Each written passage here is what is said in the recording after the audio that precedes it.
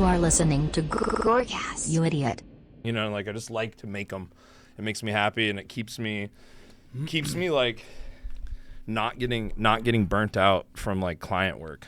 Yeah. Like Mondays, I just have to get my podcast ready to be released on Tuesday, and like I am editing, you know, other people's podcasts I'm helping them with and stuff. And it's just like, it's like my, I don't know, it's like my palate cleanser, my creative palate cleanser. You know what I mean? Like it keeps me happy. Yeah. I think my creative palate cleanser is always music. Yeah. You know, I like to plug in and just jam out for a little bit. Oh, fuck yeah. You know. Yeah. What's up with your music lately? Dude, I just recorded, I'll show you in the car later, I just recorded 5 brand new songs, and I put clean singing on 4 of them. Really? I'm going for it, dude. You're moving that way? You're going to just get so much fucking hatred. No, it's cool. I'll show it to you. It's not like, Yeah, you it's think not it's whiny. cool. Yeah, but like. I don't care. I like it. I know. I'm the same way. Yeah. I mean, I Yeah. like both sides of the spectrum. Uh-huh. But, you know, like in that metal community, Oh, yeah. especially if like that's all you're doing is the deep guttural throat stuff and Yeah. and then you go into singing, they're like, he fucking sold out, you know? Right. Fuck this band. Yeah, well, I don't know, man. I feel like at the same time, it's like people put cleans in music at like for the wrong reasons. Like I think they do, a lot of the times they'll do it because they think they need to like be popular or be accessible or like make more money or get more tours with popular bands. But like I'm doing it because I wanted to do it, and my music wasn't making me like I felt like it wasn't making me like feel anything. Like I felt like there wasn't as much feeling to it, as weird as that sounds. You know what I mean? Like I needed Without the singing? Yeah, and then I started listening to like I've been totally like off metal, really. Like I've been listening to like a ton of shit. I've been listening to like Incubus and like, you know, 90s rock and metal, like new metal stuff and like grunge stuff, Alice in Chains a lot, and like dude. Chris Cornell, dude, like the best fucking vocalist of all time, I think, honestly. Yeah. You know? I definitely, like, when people say I listen to, like, a vast array of music, Yeah. I'm like, no, you don't. Yeah. You know, there's only a small portion of people that I feel like really do, because I listen to one of the extreme on both ends, right? Country, death metal. Country death metal, dude. One of my favorite like guilty pleasures is this band called Boyce Avenue. Boyce Avenue? I feel like Yeah. I've heard of them before. Yeah, are we rolling? Yeah, we're All right, rolling, cool.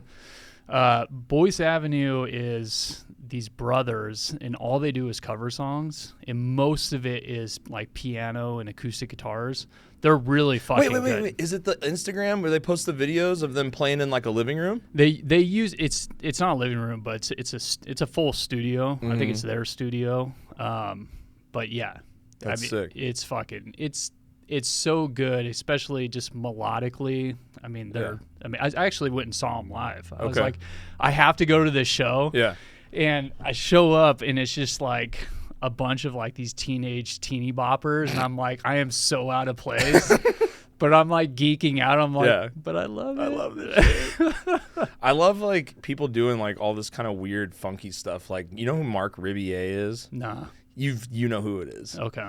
It's the guy with the glasses who like does the loops, and he'll be like he has that one song that's like fuck, you've seen him before. He's like viral Instagram or viral like Facebook, TikTok video guy where he like does a loop. He'll be like, yeah, and then he like records it. Is that him? No. That's you. You can't play like too much YouTube stuff, but just pull him up so he knows. Hey, let me see this picture. Yeah, this guy. Oh, yeah. Dude. Take a look at that ass is the song. Take a look at that ass. I want to see that ass. I probably. And he's like almost a comedian, but he's like a music guy, and I've seen him live. It's like crazy. He'll be like, yeah, and then he records that and he'll pitch it up so it's like, yeah, and then he'll like play like and he'll like loop that, and then he'll like drop.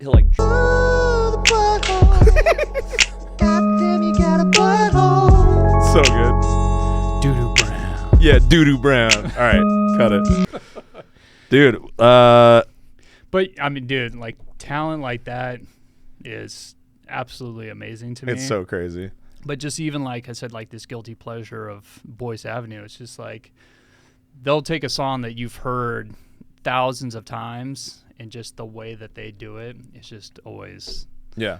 I'm just always intrigued by There's that like, and the fact that they're brothers. I'm like, how have you guys not broken up yet? Right. You know, we have two brothers in our band, and sometimes it kind of sometimes it works well, and sometimes it's just not good. You know what I mean? Yeah. They fight together, so we don't have to fight as a band as much. Like they just kind of like they'll just like they do it in these little quips. You know, it's like they know how to like cut deep with as few words as possible. Like it's streamlined roasting at this point. You know, it's like, you know, but in the like say the band that I was in, Poor Habit. Cheers, bro. Cheers, bro. Thanks for coming, you guys. Shaun Nix, everybody. I guess we're just off to an organic start, is what we call this. Yeah, exactly. We didn't even play the intro song. It's all right. Do you need to play the intro song? No. Do you want to hear the intro song? I mean, I've never heard it. You've never heard it? No. All right, run the fuck.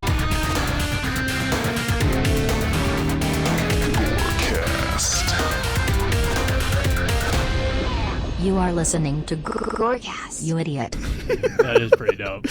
Who wrote that? Cameron Loesch from Born of Osiris, the drummer. No shit. Yeah, that's his voice on there. That's fucking And he dope. like, you know, pitched it all funny. Did he play guitars on it too? Yeah, he wrote all their stuff basically. All the guitars on all their stuff. He's like a musical genius. Yeah, Oh my Cameron God. Loesch, baby. Shout out Cameron Loesch. We love you, buddy. Dude, I fucking love that band. They're one of the best bands ever. I still every day I'm like, I can't believe we went on tour with one of my favorite bands ever. It's fucking awesome. That's fucking sick. Shaun Nix in the house, dude. The great and powerful Shaun Nix. Thank you so much for coming through, man. Hey, thank you. Yeah, I'm so glad you're here. We were just talking about how you were just getting ready to tell me some stuff about how you were in a band. I feel like it just got real serious. It didn't get serious. I don't like this. It's not. I don't like this It at doesn't. all. It doesn't. I like the it's free not- flow that we were just having. We are free flowing still. I'm just trying to get back to what we were talking about. Oh, okay. You were telling me about your how you used to tour and be in a band as well. Yeah. And what were you gonna say Well, about? We were talking about brothers fighting. Yeah. So in our band, it was always the two brothers. Mm-hmm. So there was two black guys and then two actual brothers. Mm-hmm. And so Two brothers and two brothers. two brothers and two brothers. But their fighting, the two brothers, was insane. Okay. Because our drummer, Colin, he would be antagonizing. Like, he would find something where it was just like, oh, this is irritating enough, and then start digging Jabbing. into it. Yeah. And it would just, like, get way out of hand. Like what? You have any examples you can speak of? Okay, I'll give you the greatest example. So I think it was either like our first or second show that I ever played with this band. So I used to play in a metal band called Imbrue. And then Imbrue? Imbrue. Imbrue. IMBRUE. M is in Mary. Okay. Is your shit still around? I mean, you can pull it up on YouTube. Hell yeah. Yeah, it's when I actually used to have long hair. What? Yeah. Dude, we got to get a picture, but okay, I pretty continue. sick. Look that up while we're talking to me. So, yeah, so it was like our second show. We're in, I think it was Apple Valley in California. Mm-hmm. And so we loved to drink. Naturally, right? So Jägermeister was always on the table. No, Oh, that's yeah. such a bad drunk, dude. Well, Jägermeister and Four Loko when it actually was good. No. Oh, dude. Come on, the dude. worst combo. Malt liquor, right? Oh, my One of those God. would just get you fucked up. And the Devil's And it- Brew, which is fucking Jägermeister is the Devil's Brew, Yeah, dude. but Jägermeister was like not like a special thing they had, but it was obviously a little bit more expensive. Yeah. That Four Loko was cheap, and so you can buy, I think it was like $3 or $4. Easy access. Oh my God. Oh, dude. But yeah. that was like when it still had, I think it was like a Fedra or whatever in it. It had like caffeine and like a crazy high alcohol percentage, right? So people were just getting like, Well, it was malt liquor. it was like uppers and downers at the same time, Yeah. basically in a can. Yeah. So I would do that with cocaine. Yeah. So you You get were on you stage. were a and- cocaine guy. Yeah. Oh, It dude, was buddy. good. So we're driving back after a show from Apple Valley, and we're in one of those like 15 passenger vans, and Colin and our singer Charles. So I'm driving. Charles is in the passenger seat. Colin is in the very back, and again he finds something, in Charles and starts digging. Do you remember what it was? I don't even know, man. I mean, all the fights were just like over nothing, yeah. Right? So they start fighting, and to the point where Charles jumps over the seat. I mean, I'm driving. He jumps into the back seat where they're actually going to start fist fighting. While the van's moving? So they pull Charles off of him, and then Charles is just like, I'm going to fucking kill you. To his own brother? Cuss, right? Yeah, dude. No. So Charles is the black dude. Oh, okay. Sorry. So Charles is black. So these are the brothers that are fighting? No. These are the brothers. It's the brother and the brother. So it's one of each? One of each. Okay, Yeah. I get it now, okay. So Charles is just like, I'm going to fucking kill you when we get back to my house. He lived in East Compton. Oh, shit. Yeah, so he might have actually killed him. So, yes. That was a viable threat. In the streets. Okay. Right? So, we're driving, and of course, I can't remember what the freeway is called, but it was always known late nights to have road construction going on. So... Is that the ones that are through, like, through the, like, forest, kind of? Like, the curvy ones? No. It's just a highway. We're just back in the city, okay. Right? So... Everybody kind of calms down. Charles is just basically looking straight ahead, and we hit this traffic, right? And it's like 2:00 in the morning, like coming back from, a punk rock show. Yeah. And everybody falls asleep in the back. Charles is just looking straight ahead, but he's into this mindset where his eyes don't blink. So I look at him, and there's fucking tears forming. Like it's trying to... tears. No. It's trying to, like, moisten his eyes. I can say moist, right? Only if you say it like, moist. Yeah. Can we put that music back on? Yeah. Moist. Yeah. So we get back to his place. Everybody wakes up. People start jumping out the van. Charles jumps out right away. Like, he's not saying anything to me the whole time. How long of a drive were you while he wasn't saying anything? Dude, it was like 2 hours, bro. Of just deadpan silent, not blinking. And not blinking. Wow. Like, he just had serial killer psychotic break. Oh, man. Yeah. So he runs inside. Everybody kind of wakes up. We start, like, pulling out gear. People are walking to their cars, whatever. I see Charles jump back into the van. And I see him pull a gun and put it to Colin's head. No. And he goes, do you want to live or do you want to die? And I'm like, holy shit. Oh, my. Where did he get a gun? Dude, from his house. Dude, because they went to his house. You guys went home. Okay. Yeah. So, like, my God. East Compton was kind of like home base. Yeah. Right? Bro.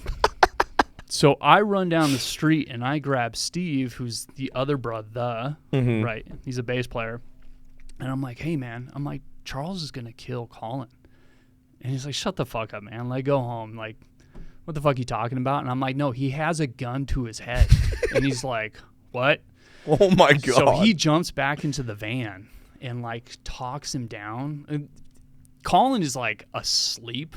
Yeah. I mean, we're all The guy with the gun to his head. The guy with the gun to his head. Was, like, sleeping. So he's our drummer. Okay. Right? Steve goes into the van, talks him down. Like, finally, it kind of all breaks up. Charles goes inside. Everybody kind of disperses. We all go home. But it was like at that point where the band was going to break up.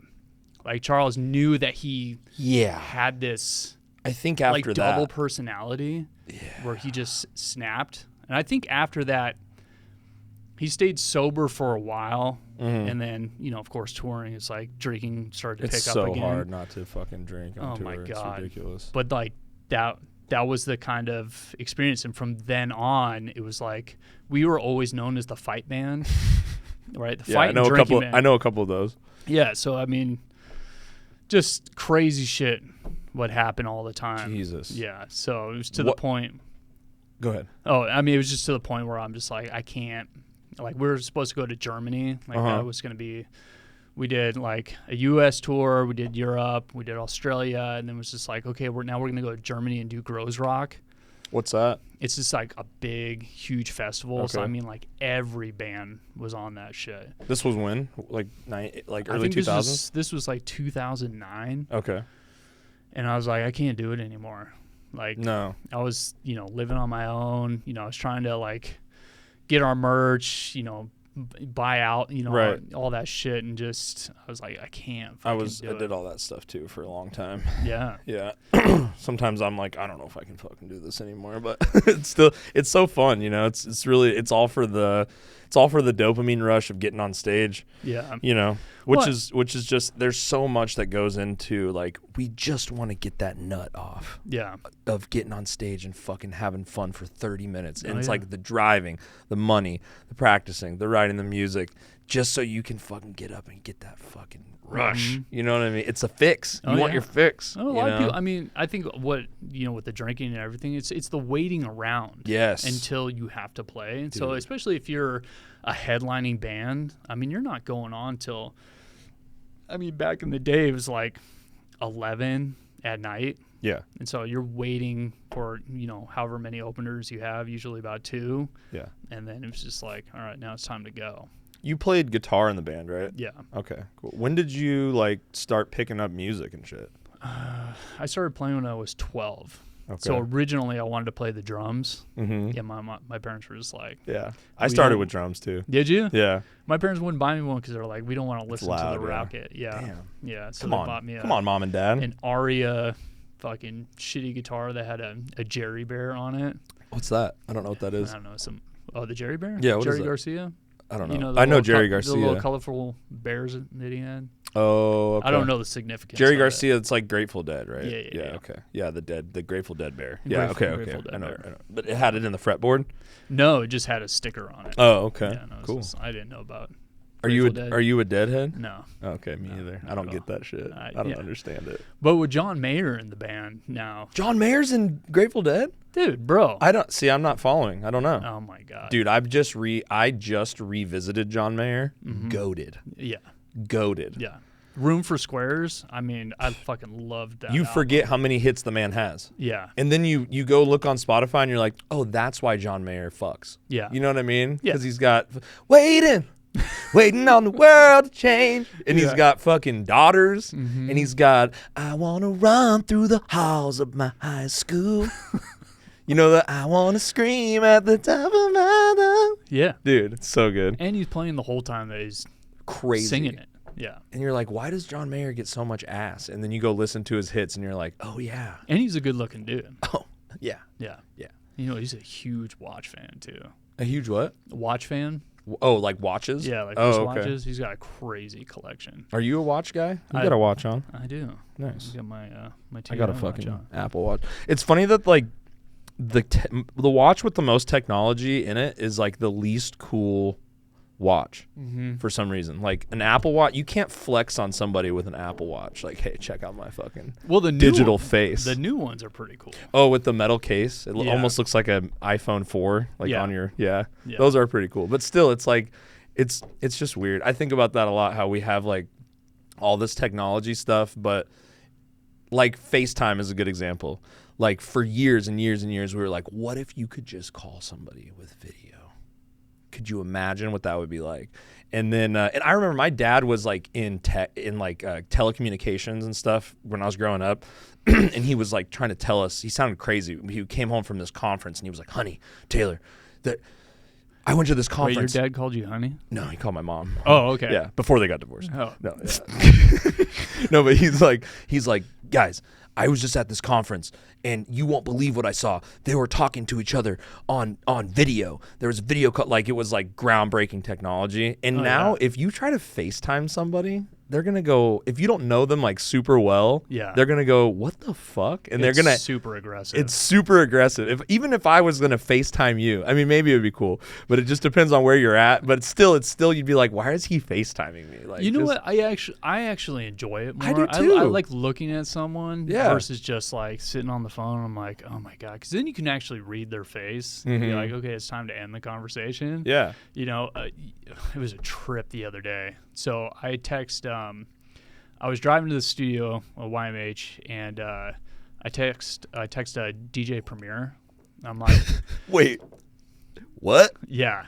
So I mean, That's a subtle flex, dude. dude. So You have DJ Premier's phone number? yeah, it's wild.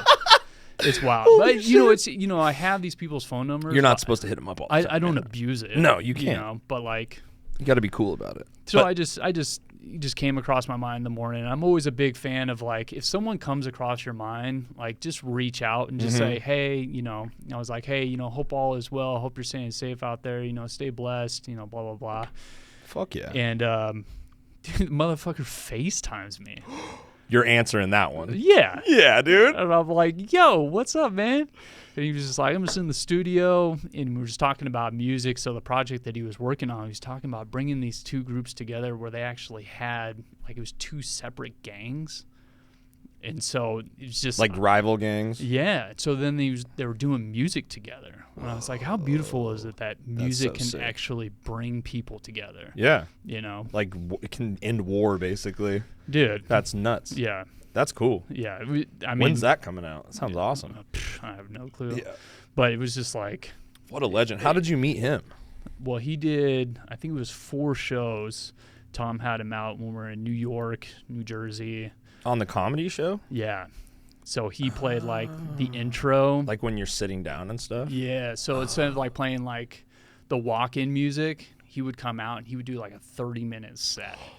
Dude, it was fucking. Play the hits? It was epic. Oh, yeah. what? So he played a bunch of Gangstar, but then he would also play, you know, like Foo Fighters and, you know, a bunch of different songs, you know, just to kind of get the crowd like hyped up. Right. And then introduce Tom, you know, whoever else was opening for it. It was epic, dude. Dude, that's so sick. It was pretty fun. That's a good idea. Yeah. That's awesome. Yeah. I think Joe Coy did it recently too as well. Oh, okay. With DJ Premier? Or Not with somebody Premier, else? but with someone else. Joe yeah. Coy's so funny. Oh, He's dude. one of those guys, for some reason, you kind of forget. I think it's because he's not like shocky or like offensive. Mm-hmm. Like he's pretty clean. Mm-hmm. And like for some reason that doesn't get the clicks from the young people. They want to hear about dicks and, you know, racism or something. But it's like, you know what I mean? Like, it's like I've always loved Joe Coy fucking talking about his mom and, you know, doing the Joseph, you know, like I grew up listening to that guy. He's so funny. He goes hard too. You've been with him too? He was on the shows with Tom. Does he do shows with Tom? No, I've never met him before. Oh, okay. I actually was messaging his videographer. It's super cool dude, but yeah, they tour a bunch. Yeah. Yeah, he goes hard. So going back to your music stuff real quick. Sorry, we're kind of jumping all over, but let's jump, bro. Let's jump, dude. Let's just take the leap, dude. Yeah. Did you so after the gun to the head incident, yeah. Were you just like, did you guys do any more band stuff after the gun incident? I mean, it took a while because we're like, are we really gonna get in the van with these guys again? Yeah, I'm like, are we gonna keep fucking playing? You know, it's like that makes everything we've been through with our band, like bickering at each other, that makes me just feel good. Like we're not pulling guns on each other. Yeah. And like so like after that, did you guys do a couple shows? And if you did, when you were like driving around, were you just like anything could happen, like you're on eggshells or like? No, it was mostly just like just what's gonna happen. Not that incident was gonna happen, but I mean fights would come up. Like there was one point where 2 of the guys got in a fight. We're driving around, I think it was like Minneapolis, right? And again, Colin and Steve, I think Steve was driving the van, Colin was in the passenger seat, and I was, you know, in the back. And they just started fighting, and it got to the point where Steve just pulled over and got out, and then Colin got in the driver's seat and just fucking took off. So me and Steve are just on the side of the road, just like, all right. So we didn't hear from him for like, I don't know. That's just until so the unnecessary. next day. But that shit would happen. What did you all do? the They time. left you on the side of the road? Yeah, we just walked back to our hotel. Oh, okay. It wasn't far. I mean, not that I remember, but Jesus. But that's the thing. It was just like, it was always fighting all the time. I mean, alcohol was definitely. Yeah. A big cheers to that, brother. Cheers to that, you know? Yeah.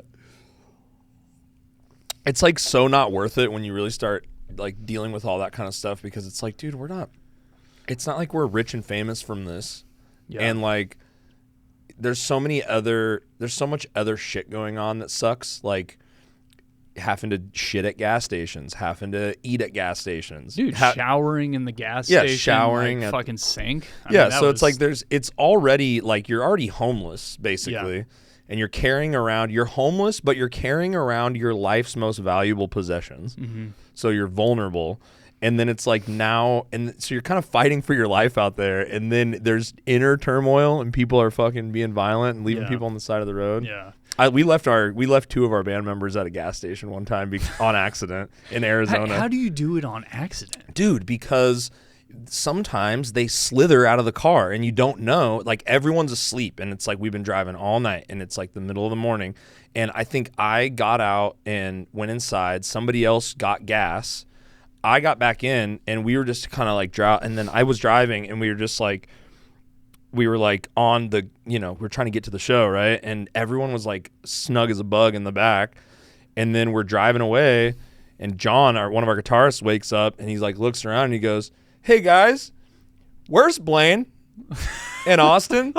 And we're like, "No." And we were like 7 minutes up the freeway, but it was like there was no exits for like 10 more minutes. You know what I mean? So we had to go up 10 more exits. So we were like 20 minutes away, and he'll just never let me fucking live it down, dude. Dude, I didn't know this, but like, so when we were touring on an actual bus with Tom, so what they would do is like with bands is they would have their tour pass. So if you got off the bus, you would leave your tour pass on the railing before you go down the stairs. So that way no one was ever left behind. So the bus driver would know that's smart who's, not in the bus at that time. Because you look at the tour pass and you're like, there's Sean's still at the bar or whatever. Yeah, okay. And then they would holler, "We're a bus." Yeah. And then that's when you would leave. Yeah, bus call. Yeah. So, I mean, that's what we would do. With now. Tom? Yeah. Okay. So, we're a bus. Okay, now it's clear to go. That way no one got left behind. Right. But, what was I going to tell? Dude, like, yeah, just so many fucking crazy Was the gun story the craziest one? I mean, definitely. Yeah. Definitely. That is a deal breaker. Like, in our band, we don't hit. We don't attack. You know what I mean? Like, we have boundaries. That would be crossing the fucking boundary. Yeah. We would break up after that. Like, I there's mean, no way. one really got in fist fights. I mean, that was like the main. It was mostly verbal shit, which is good.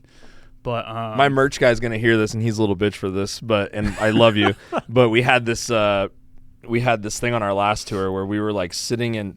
So Austin, our bass player, had this idea that'd be a funny joke, like the Smirnoff thing. Like if you make somebody look at a Smirnoff, they have to chug it. Right? No. You never heard of that? I remember it's the called Zima it's thing. called like icing somebody or something. Smirnoff ice. You like ice your friend. It's some old fucking prehistoric internet before YouTube I thought thing. it was like if you're icing someone, like I thought it was like you'd have to get down on one knee. And that's what it was. Yeah. Okay. But so that was like I think it was Zima / Smirnoff came out later. I think, for me it was Smirnoff for my generation or whatever.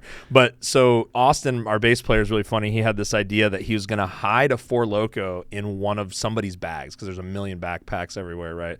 And if you find the Four Loko, you have two options. If you fuck up and go, "Oh my God, who put the Four Loko in my bag?"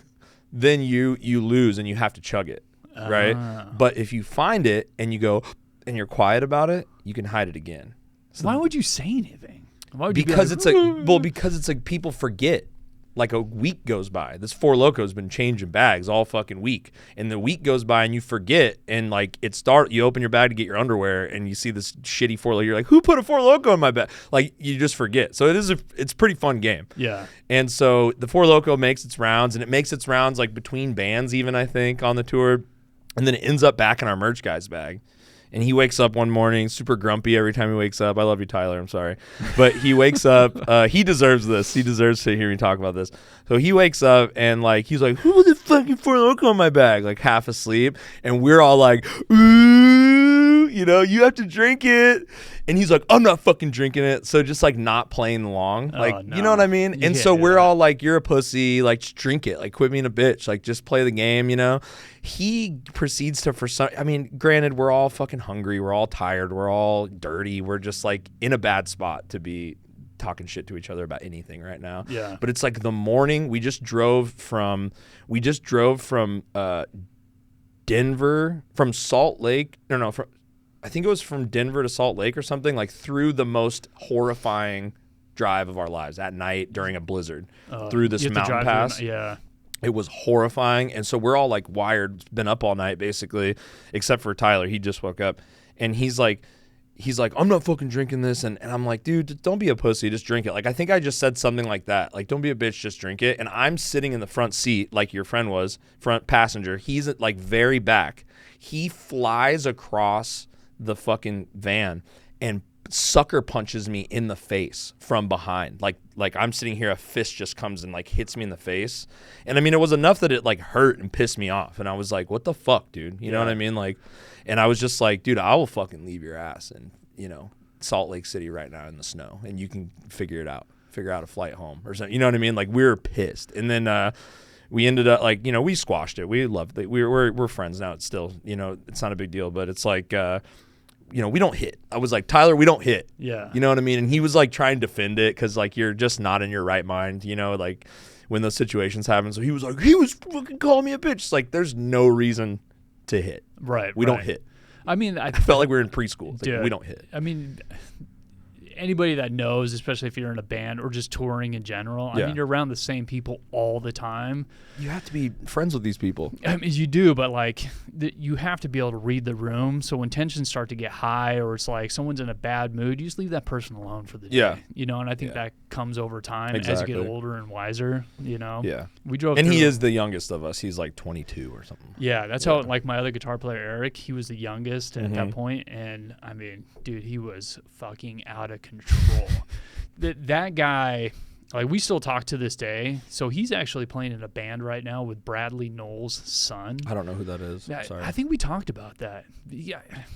What? Dude, Sublime? Oh, okay. Yeah, I don't know the names of those guys, of the Sublime guys. Okay. I know Sublime. I just don't know the name. But, I mean, Eric is just super talented as a guitar player, and I'm just like, over the years, I'm like, you cannot let this go to waste, dude. Like, that's dope that he's still doing get your stuff. shit together, and, like, dude, you are going to go super far, you know, as long as you apply yourself. And I think now he's completely sober, which is, like, it's so crazy to think about because he was such a Cheers party. to that, yeah, dude. Exactly, right? Cheers to Eric. Yeah. That's cool, though. Yeah. Some people really need to get sober, dude. For sure. Yeah. For sure. We could all drink less, but some people need to never drink again. Yeah. There's like two different kinds of people. Some people just cannot handle it. No. Like, I am definitely not, you know, an angry drunk. Mm-hmm. Like, I'm very loving and just, I love to talk and whatever. You're like a stay up all night in conversation drunk. Yeah, for in sure. The garage. Exactly. You know what I mean? Yeah. Exactly. I'll tell you another crazy story. Okay. So we were on tour with Strung Out. Okay. And I've heard of them. Punk band? I mean, they were definitely like a punk band. Yeah. Okay. I mean, maybe, I don't know. Okay. But we were in Canada, and we're driving, like, being young, especially like in California, right?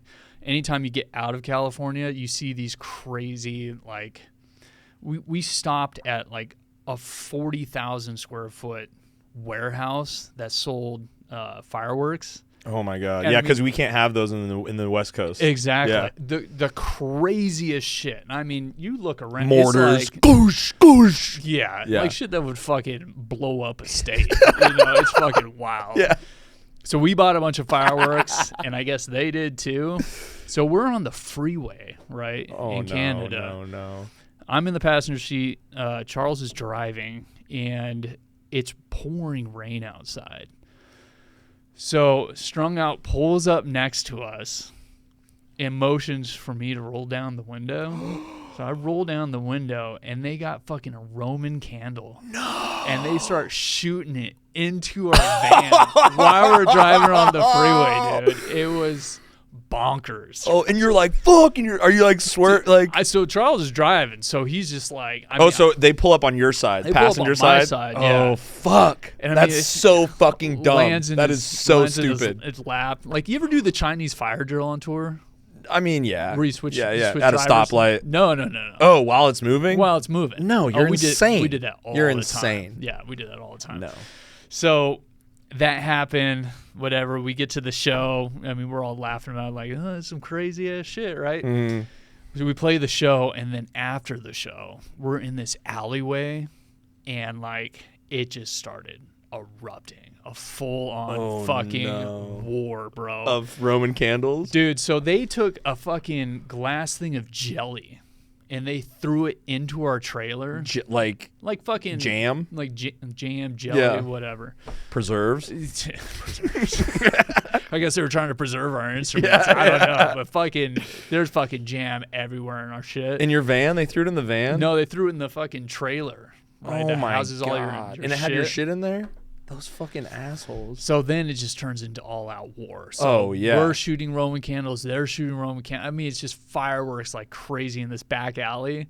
And we're causing such a ruckus that someone like up on the 4th floor starts yelling at us and throws a fucking brick. I'm like, where do you even get a brick from? Where was this? This is in Canada. In Canada? Yeah. Be quiet down there, eh? Hey. Dude, I was like... Holy shit. Yeah. That's the meanest Canadian there is, that Dude. guy.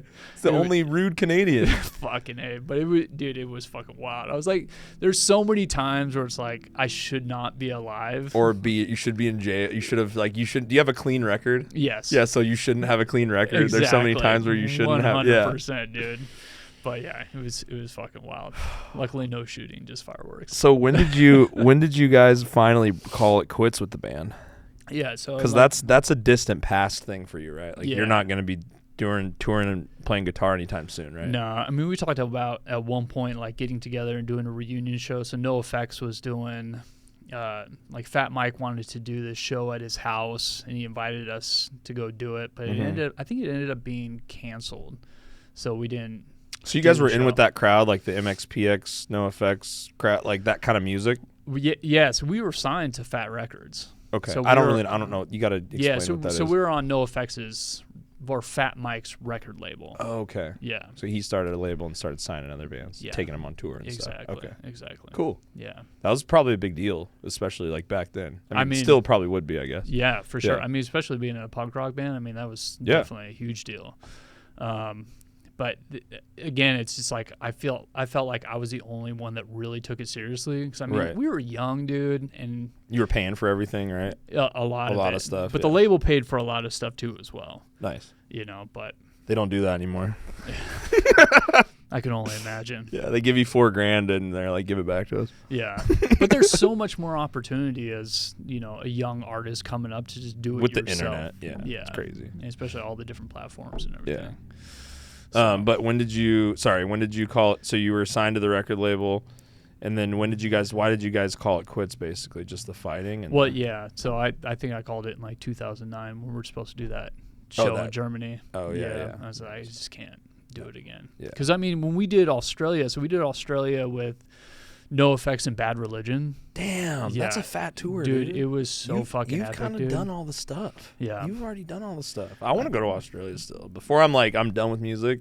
Yeah. Which there will be a day when I'm like, I'm done. I already know that there's a day when this is all a greedy, selfish thing for me. Yeah. Like the whole music thing, we obviously want to give fans or anybody, I don't even feel like we have enough fans to be like the fans. Like it's all for the fans. Like we're not big enough, but it's like at this point it's like I'm bucket listing. I'm checking off bands I want to tour with. I'm checking off places I want to tour. So it's like I got shit to do. I want to go to Australia. Dude. But anyway, I'm sorry to interrupt you. No, like, Australia is fucking sick. Yeah, I want to check it out. New Zealand play music there. is amazing too as well. I mean, if you hit Australia, you have to go to New Zealand because it's right there. Right. But yeah, I mean, I think we were playing a show in Brisbane, and it was like 7,000 people. And I show up to sound check after a night of debauchery, right? And I'm the only one. And I'm like, dude, we're playing a show in front of 7,000 people. I'm like, where the fuck? With Bad Religion. Dude, so I sound check everybody's instrument. Oh my God. And then I'm on. Yeah. So the last one was the drums. Right, so I'm doing, the toms, the snare. All right, give me the whole kit. Yeah, that comes across, and I'm like, I can't play. So I'm starting to starting to try to play, and Colin, our drummer, walks up, and he's like, "What the fuck are you doing?" I'm like, "What are you doing?" Yeah, where have you been? Exactly. Good morning. Yeah. Oh my God, this is at This is at 4 p.m. when your sound like. Well, it was earlier. Oh, it was a big show. Yeah, it was so a big probably show. early. Yeah, so it was like 1:00 in the afternoon. But Still. I was like, God, you have one job. Yeah. Get up and do. And God bless, like, Charney, who was basically in charge of that whole tour. She got us little side shows, like in between shows, One-offs, which was fucking unreal. It was Yeah. amazing. But like, That's where you make your money on those tours. yeah, for sure. Yeah. But the fact that like she had to deal with us, and dude, crazy enough, she actually did Tom's tour when we went to Australia and New Zealand. Oh, So it because was- I've heard about this. So Australia, it's like there's groups of people that basically like they'll get you over, they give you the van and everything, and like liaise you through the whole thing. well, I mean, right? she's like one of the main promoters over there for What's her name? Charney Marshall. Okay. Yeah, she's unreal. Okay. We call her. Everybody calls each other like Legend. So I always call her the Legend. She's fucking amazing. Shout out to Charney. Shout out to Charney. Hell yeah. But yeah, it was cool to reunite with her. You know, Yeah. especially like just messaging on Instagram and stuff. Did you already know she was going to be there? I mean, That she was going to be doing the last Tom's tour. Yeah. So when Tom went over there, I think like in 2019, somewhere around there. It was like he finished up the Ball Hog tour, and then he went over there. He's good. Oh my god! I thought he died. No, he's good. He's just dropping shit over there. Fuck. He hasn't been in the studio in a while. He's fucking. He's hanging out in his car too much. He is. He didn't sleep good last night. Tony's having trouble, dude. MacBook's dying. Jesus. Needs to be plugged in underneath. Now he's got to get on all fours. We love you, Tony. Sorry, you were talking about before the tour in Australia with Tom. Yeah, but so he had her on that tour, and I was like, "Fuck, I know Charney." Yeah. So, Did she remember you? oh yeah, yeah, Nice. yeah. Because your band was a fucking nightmare to deal Exactly. with. She's like, "Oh my god, you're coming back." I'm like, "I'm not the fucking troublesome one. Come on." Yeah. You're like, it's Tom you have to deal with now. Yeah, exactly. Yeah. But yeah, she's fucking really good. That's really awesome. great. Um, So you guys wrapped up the music, and then my other thing I wanted to talk. One of the things I have written down here is like, when did you? I guess there's two main things, so we'll start with one of them. What came first, like The chicken or the egg? the chicken or the egg? Fuck, I've been trying to fucking I'm figure it trying to figure I that don't shit know. out forever. Yeah, forever. We'll never figure that one out. No, Is what? it not the egg? No, I mean, unless Jesus made an egg, I don't. Was that God? Was that God? I don't know. Hello? That is actually a perplexing fucking conversation piece. Like Yeah. which one came first? I don't even want to talk. You're like that's like 9/11. Like It's we the don't talk the about pterodactyl that. We came just don't first. talk about what really happened. You know? That's true.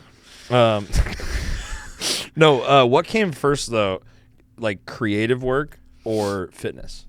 Like as far as your passion stuff? Creative work. Okay. Yeah. So we'll start there. Then when did you? What's the origin story of you picking up a camera? Because I have a unique one. Where I've already said it a million times, but that's one of the things when I have other photographers on. Like I'm super interested in like what pushed you? What pushed you to like get a camera and like get into that? Because everyone kind of has a weird story about it. I was actually going to bring my first camera ever. So Oh, shit. I actually bought my first camera off of eBay recently. So it was this company. It was like. Can we Google it? Yeah. It's called SpyTech. So like they made like all this different like kids spy gear and stuff, right? So I think I remember that shit. they had this little camera, 35 millimeter, and it slid into like a little candy box. Okay. You know, it was like the spy camera. Oh, right? okay. So that was like my first ever camera. Do you know what it's called? Spy Tech yeah, candy SpyTech- box. Just SpyTech camera. So that one down in the corner, to your right, the one that's like actual, whatever that countertop. Yeah, that one. So that was your first camera. That was my first camera. So I bought it off of eBay recently because I was like, I don't know what happened. Well, to you're it. like, I want to have it. Yeah, exactly. So it's in a box with Wow. all the pieces, and I was just like, Holy shit, what is that? Like it's a film camera. It's supposed to look like just nothing, like something so you could low key take a picture. It's like a little James Bond camera. yeah, but it had that 35 millimeter like Yeah. plastic little insert. So it's like Remember that? super wide. I don't know. I don't remember these. No, it really. was just 35 millimeter, but it was just like, I don't even know what you call those rolls of film. But 35 millimeter film. Okay. yeah. So it was film camera. I used to take pictures of just friends skateboarding. Yeah. I had really bad OCD. Mm-hmm. So, I mean, I still kind of am very OCD. So I used to take pictures of my bookshelf. So I would rearrange it and I would take a picture of it. I still have the fucking pictures of it. You might be a serial killer. Yeah, dude. dude. You're psychotic. I don't know. That's so funny. But that was No, that I kind of remember like being. I think my parents had like a shitty point and shoot when I was growing up. Little HP, you know, point and shoot when they were like big, like was in the that early digital, 2000s. though? Yeah, Okay. yeah. Like early, like How old are you? I'm 20. I'm 32. I don't even know how old I am. I'm 32. I'm 41. Oh shit. Yeah, I'm old as shit. Yes, But, Dad. No, yeah, exactly, right? No, but like I remember like being in my room just taking pictures of like anything. Yeah, you know what I mean? Like for sure. But that's not when my love for photography started, so it's a little different probably. Yeah, I mean, so I would take pictures of friends skateboarding, and then my mom had a Canon film camera that I always wanted. I was just like, oh, this is like. But you can't touch mom's camera. Yeah, Was it one of those this things. is like professional grade. Yeah. You know?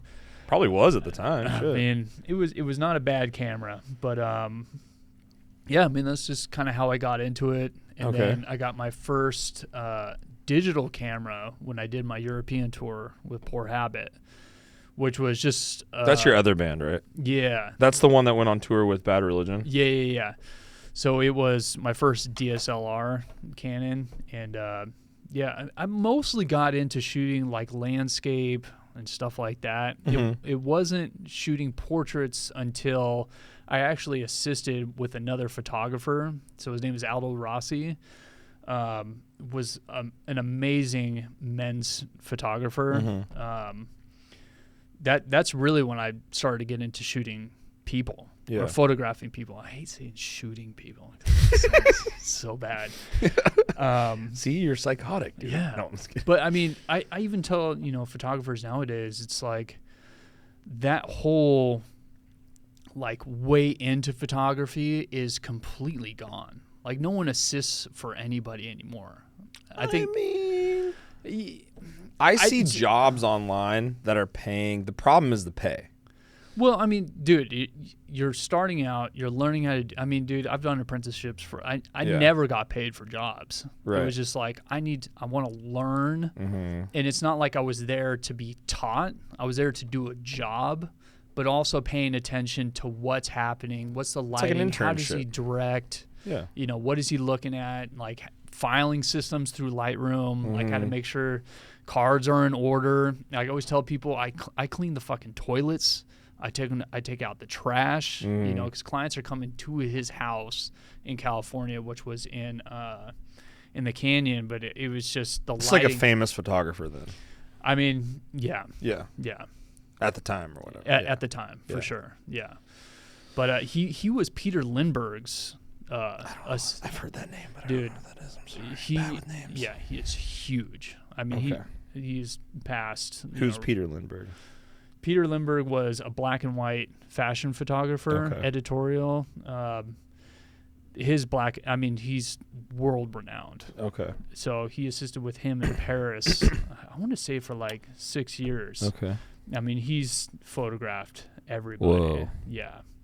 See, this is something that I really like am a piece of shit about. Like, I don't know any photographer. Like, I'm not like a classic photographer. You know what I mean? Like like I'm not like, I don't know. I'm not inspired, but I'm inspired by like my friends. Like I'm inspired by like what you do and like what like my best friend. I'm trying really hard. I'm on the phone with him every day, trying to get him down here. He's gonna move down here and help me with the shit I'm doing. He basically put a camera in my hands, and now it's like I've been doing more. He's stopped taking photos because he's not inspired. And I'm like, get down here. I'm doing work now. I need help. Like. And so I'm trying to get him back here, but like I'm inspired by him. Like he's my greatest influence. You know what I mean? Yeah. And like my friends are my greatest influence. And it's like I need to go back and study like these guys and look at these Peter Lindbergh guys, because everybody's like, you've heard of this guy, right? And I'm like, you know, I feel like a shitty photographer. I'm just like, I don't come from that, you know. Well, it's just a different time. Yeah, You know, like Peter McKinnon is my Peter Lindbergh. Yeah. You know what I mean? I love. Are you wearing Pete's Pirate Life right now? I mean, are you tricked out? I got his. You got a ring on, shirt? I got a shirt on. Shout out Peter McKinnon, dude. Shout out Pete. Pirates Life Pete. Shout out Pete. Hey Pete, thanks for everything, dude. I'm paying my rent with fucking camera shit, and it's pretty much all because of you. So shout out to you, Pete. Thank you, buddy. Dude, He might actually watch this. You know what's a crazy story? So I got in touch with the photographer for Big Eye Design, and when we went to Vegas, they were doing a show, like a knife show, and I talked to the owner, and he was like, the crazy thing, like Pete, I guess, screenshotted the documentary of me. I was wearing his sweatshirt in the documentary, and he screenshot it and sent it to this dude, and he's like, how crazy is it that this guy is wearing my sweatshirt In the Tom Segura I'm like, how crazy is it that you screenshotted this and sent it to It's me, yeah, dude. Oh my god, dude. The inner photographer child in you just like, oh, dude, it was so, Pete. so That's cool. wild, That's so wild. sick. Have That's you so seen- sick. have you Shout seen- out Peter McKinnon, dude. Yo.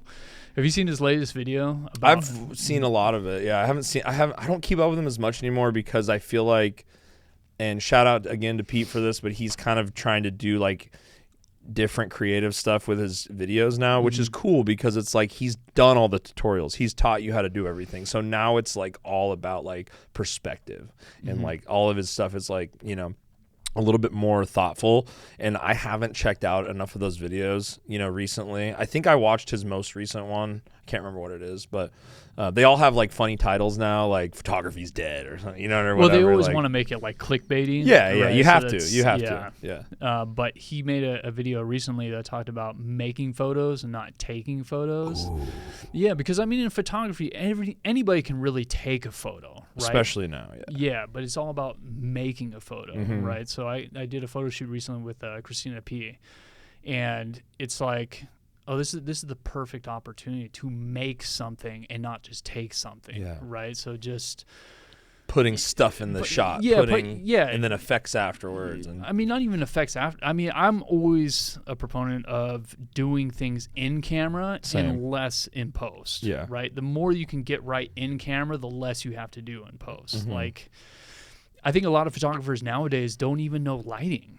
Right, especially if you're working. You don't with, have to with masking and stuff. Some of these guys, like if you're good enough. That's fucking terrible, though. Yeah, I mean, I rarely ever use like masks and stuff. I'm kind of just. There's nothing wrong with it. No, right? But no. let's It's say awesome that it's there for you to use. If you get on set, like it's say you have whatever 3 flashes, right? You should know how to dial in all your flashes and get it right in camera because. I would think that you're trying to go for a certain photo rather than I'm just going to get this close enough and then I could just do everything in post. Yeah. It's just, I think it's just if you go back to the film days, you would take a Polaroid. So these medium format cameras, they would have a Polaroid back. And that's how you would check your lighting because obviously you can't see anything on a screen. Right. So they would get the exposure right with the Polaroid and be like, okay. And or then use a slap meter on. thing, right? But even with the meter, it's like you could definitely get what you wanted, but you want to make sure that you're getting what you're going for. Right. So then they would slap on the film back after taking the Polaroid and then start doing the shoot. But that's why I always try to get things right in camera and then less work you have to do in post. Yeah. But making I'm the same way, at least with like exposure and like with, you know, I'm not a lighting wizard, but I just know what looks like. I'm very guerrilla about photography. You know, like I shouldn't have been a photographer. Like I'm not like the introverted artsy guy. You know what I mean? Like I just picked it up and I picked it up because I had to, because I started a business that needed that client. I got a client and they were like, cool, we need photography. And I was like, sweet. I have a friend who does that. And so I'm like trying to hire my friend. And then I'm like, I don't have money for this. Like I have to do this myself. So I got a camera and I started doing it. And then I was like, oh, this is fucking fun. Yeah. I fucking love this. You know what I mean? And then I started walking around town until 2 a.m, you know, taking pictures of shit at night. And like, and so it all started. So I have a weird way of getting into it that way. But I'm not I'm not like smart about lighting and stuff like that. I just kind of know what looks right and wrong, in camera. But definitely with like props and like putting stuff in, especially for a product shot. One thing, I'm afraid of Photoshop. I don't know why. Like I'm a Lightroom guy. I know I know how to use Lightroom really good, but like that is in a way it kind of makes me feel like I still have a lot of potential to unlock by using Photoshop. Like once like I'm already doing pretty good work, and then like if I can learn Photoshop too, and then like. But I just like I'm scared of it. I don't know. It's like a different program. It's like I don't know. That's I feel like that's with everything. Like that's with me in video editing. Like with Premiere, I started to get really good at, and then when I switch over to DaVinci, I'm just like, oh fuck.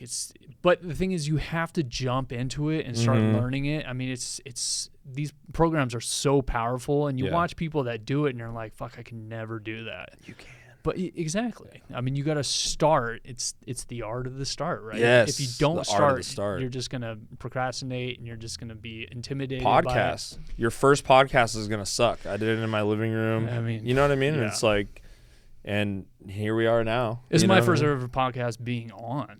Really? Yeah. No way. I've never done this. You've never done this? Fuck no. Thanks for doing it with me, man. I appreciate you, dude. I appreciate having me on. Of course, you're a fucking interesting cat. You're like we're so similar, and like the music and photography shit. I'm like, dude, we got to talk about some of this. But I mean, dude, your photography is fire, dude. I look at your product stuff, and I'm like, fuck, dude. Like, I want to collaborate sometime. The way that you think about things, and you take the photo, I'm like, I don't know if I would think about that. Like, even your food shots, I'm like, I think food photography is one of the hardest things to do, because I don't know if you've ever watched like all the fake shit that like say like I do like none of that too. but I mean like pancakes, where they put motor oil instead of syrup. Yes, there's like a whole video of like all the stuff, or they use like soap in coffee to get the bubbles. Oh really? Yeah, they'll put like dish soap in a coffee cup so that it keeps those little bubbles on the top. Yeah, so it looks like it's fresh cup of coffee. Like little tricks like that. My guitarist's dad is really badass photographer. Shout out Kim Brunn. But shout outs we're on shout outs on this episode, dude. Shout out Kim Brunn. No, but so we have a restaurant in Oregon called Sherry's. Okay. And it's like a Denny's, but it's kind of like regional. It's only in like Washington and Upper California. So it's actually good. No, I mean it's eclectically bad. Like it's just as maybe a little better than Denny's. Maybe it used to be, but it's like open 24 hours. You go there drunk, you go there hungover. That's like the spot. Blaine's dad they had those big. They still probably do have them. The big menus are like this big, like this big, and they're like they got like a 3-ring binder. You know what I mean? It's like when you go to Applebee's and you flip them around. You got this big page and you flip it like this, and every page has like the most bussin' shot of this chicken sandwich or like whatever. Yeah. Like cartoony almost pictures of the food. Like it looks real, but like Blaine's dad, our guitarist dad, is like, he was like injecting shit like you know what I mean? Like he would put whatever he had to like spray on the burger buns and like inject the fucking meat with this. I don't know what he did, but when it comes out, you're like, it doesn't look anything like this picture. It's right. But like he fucking was like doing that for like, that was like his big, that was like what paid for, him raising his kids was with fucking menu money. You know what I mean? Like, and it's like, damn. Yeah, man. Like, so that whole business. Did you hear about the thing? You probably had to have heard about it. Maybe you can pull a news article up, Tony. We've never done a news article on the podcast before, but their Burger King's getting sued. For what? Oh, because of photos? For making for the fact that the Whopper looks so different. Oh, dude. Than the pictures, and then it's creating this like snowball effect where now they're kind of like should there be regulation about like should you have to photograph food like the way it comes out, right? Like should it have to be more? I'm sorry, I'm blanking, but it's like should it have to be more like not like it like when is it false advertising? Right. Like at what point, right? Yeah. And so like, yeah, dude. And so I had this thought recently of like, how funny would it be if you like try to recreate like Burger King shots with like the shitty actual burger that you get? That would be awesome. A pretty funny fucking photo shoot. I think that McDonald's had the same thing happen. What does it say? A judge has ruled that Burger King must face a class action lawsuit accusing the chain of fake advertising, joining the ranks of other fast food giants like McDonald's, Burger King, Taco Bell. The latest line of similar legal actions, the lawsuit was originally filed in March 2020, accused the burger chain of falsely inflating the size of its signature Whopper sandwiches in promotional materials. Duh! Everyone knows that. It's kind of an unspoken rule. Like the food doesn't look like this. Like, No. we all know. Yeah. Right. But it is funny how like the shit I'm doing, I'm literally just documenting what's actually coming out of the kitchen. Right. You know what I mean? So it's funny because it's like I feel like But there's still like small mom and pop, like they take pride in what they do. Yeah. Versus, big chains. it's just different. It's just, yeah. But It's Burger completely King different. advertises its burgers as large burgers compared to competitors and containing oversized meat patties and ingredients that overflow out of the bun. And it's not. Then that ain't the truth. It's saying. What was your favorite fast food joint? Dude, I gotta be real with you right now. Yeah. I'm born and raised Oregonian. Okay. It's in my blood to hate California. Okay. It's part of the prerequisite. As soon as you come out of the womb, they go, listen, son, California, this place is bad. These people are coming up here. They're ruining everything. Respect. And In-N-Out, it's not that good. And I got to tell you something. We have In-N-Out here in Austin. Mm-hmm. It's the first time I've lived in a place where In-N-Out was abundant and it was everywhere. And I've been eating it. Yeah. And I got to tell you, Shaun, I think it's the best goddamn fast food burger there is. I think it's the best cheeseburger you can get quick for cheap. I think It's so too. just so good. You get it in the lettuce wrap. If you're trying to watch, I like it unless because you can taste the meat more. I'm kind of into it. Sometimes I just get it in the bun. It doesn't matter. It still just hits. And I think In-N-Out might be the best. I think growing up, I was a Taco Bell guy. I always loved Taco Bell. Yeah. What about you? A Taco Bell, for sure. It just hits. It goes down smooth. It comes out smooth. I don't know. Dude, there was a point where I really got into Del Taco. You ever had Del Taco? No, I never got in. I never ventured to Del Taco. The bean and cheese burritos. I would fucking house 4 of those. I would get home late at night and I would drive up there, get 4 of those. Just shit in your pants with the next extra day. Sauce. I mean, it wasn't great, but it was good. Yeah. It was definitely good. What was your Taco Bell order? Oh man. I mean, burrito supreme 100%. Yeah. The double decker taco. Mm. That was the shit. I was always a chalupa guy. Chalupas? I liked the chalupas back in the day. When they Okay. first came out, Taco Bell used to be better. Either we used to be young and our taste buds were dumb, or like I think everything it used definitely to be better. I think it used to be better. Yeah. You remember Arby's? Yeah. The roast beef sandwich? I still know Arby's. I took down an Arby's thing on a fucking bet once. Because like when we were What was it, like the big one? Yeah, the ones that were at the table Oh. of Arby's sauce. Oh, you drank a whole Arby's I sauce? drank a fucking whole Arby's. Yeah.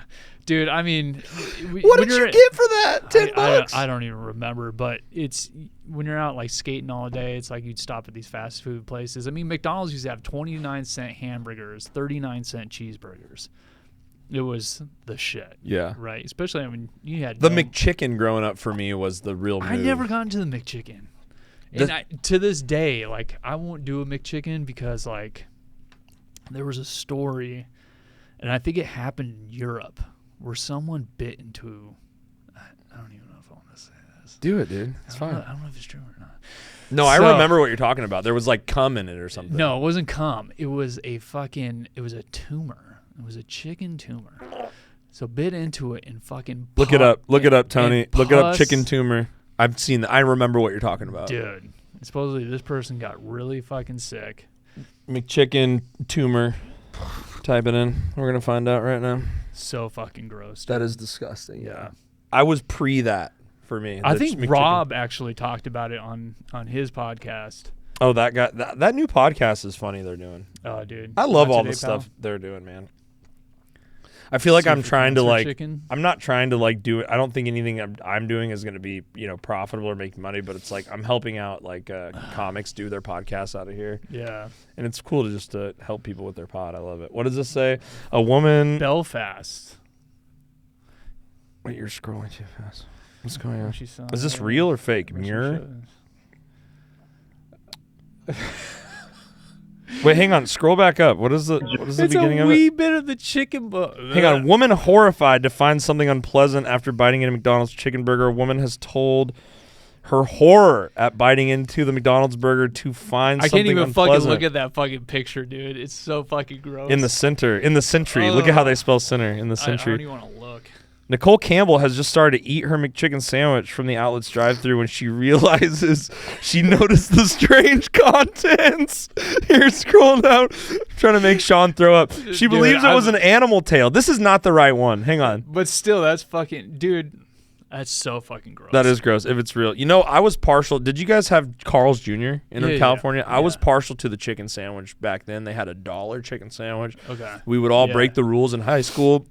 And go to off-campus lunch. We'd all ditch the school for our lunch and go down the street to Carl's Jr.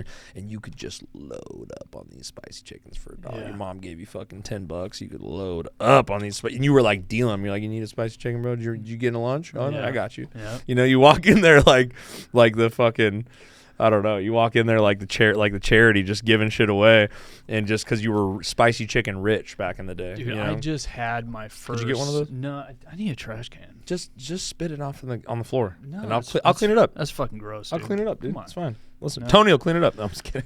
I had my first chicken sandwich from what the heck is Use that? the lid. Chick-fil-A. Put it in the lid.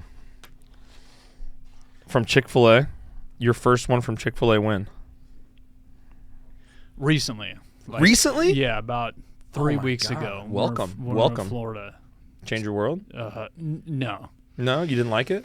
Bad experience? I don't want to say I didn't like it, but it was just like I don't see The appeal. Yeah. I think the appeal's in the sauce. I don't know if I had the sauce. See, that's But I think it's just fast food in general. Like, I don't eat fast food anymore. So the only, fast food I'll really get is Torchy's. Oh, I like Torchy's. I fucking love I've been hitting Torchy's recently. Yeah, shout out to Mike Ripka. Fucking... Is that the place, owner of Torchy's? That Okay. place is amazing. He's a great fucking chef. Super sweet person. I Nice. love that guy. I'd love to talk to that guy. No, he's great. Hell yeah. But that's really the only fast food I'll actually go for. Is some Torchy's. Yeah, and In-N-Out is right across the street from me. And it's crazy that In-N-Out always stays fucking busy. It's wild to me that place never... What's cool for me is that it's attainable here because in Oregon, they just in the last 5 years opened one up in Oregon, and it's in Grants Pass, which is 5 hours from Portland. Okay. And so everybody from everywhere in Oregon will drive however many hours, and that line is around the block, and That's it's crazy. so impossible to get in and out because it's like, oh, we don't have In-N-Out. Yeah. Chick-fil-A is the same way. We just got Chick-fil-A, right? And so it's like if you put a Chick-fil-A in a neighborhood, you got to talk to the mayor because it's going to fuck everything up in that neighborhood for 10 years because I don't the see traffic why. is I don't crazy. see the appeal.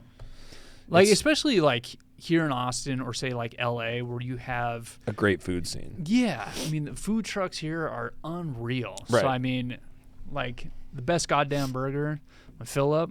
I mean, Is that the Not a Damn Chance or whatever? is it not a damn chance? I think so. Is that the scratch sushi guy? Yeah. Yeah. I mean that burger is unreal. That burger's ridiculous. Is that the one on Rainy Street?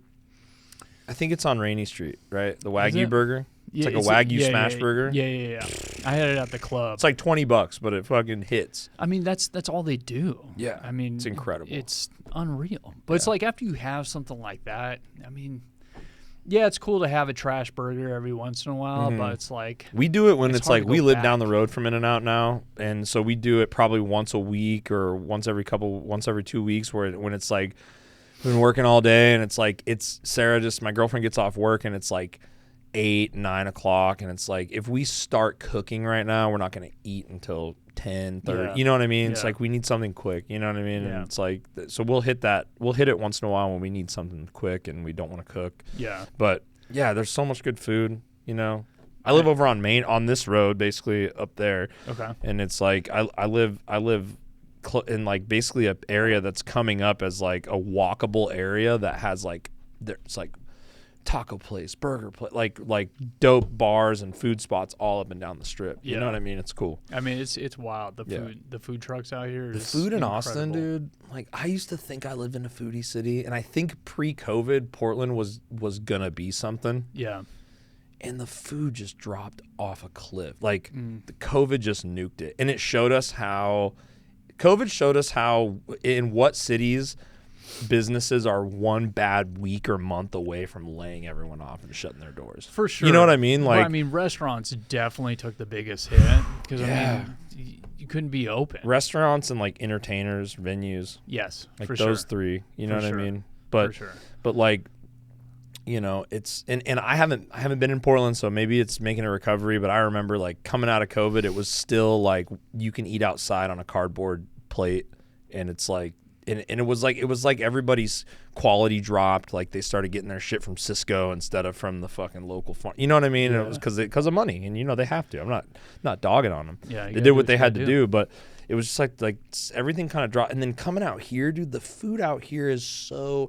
It kind of sucks when you go to another place. Like a lot of other places, you're like, Yeah. it's almost like I'll just get Chick-fil-A because I know that it's consistent and it's gonna be what I expect versus like, oh, let's try this like, I don't know, taco spot in Indianapolis. Yeah. You know, it's like, no, it's Yeah. not gonna give me what I'm looking for. Right. You know what I mean? Yeah. No, for sure. It's gonna be cut with something. It's not the right fix. You know what I mean? It's not the pure shit. It's not the good shit. Yeah. We're spoiled out here. The food out here is definitely are. ridiculous. It is ridiculous. Awesome. So getting back to I'm sorry. like photography. No, Yeah. no, be sorry. Like, how did you? I don't know your story. Like, how did you get into it? So like I said, the whole story, I guess, is my buddy Matthias, who I'm trying to get down here.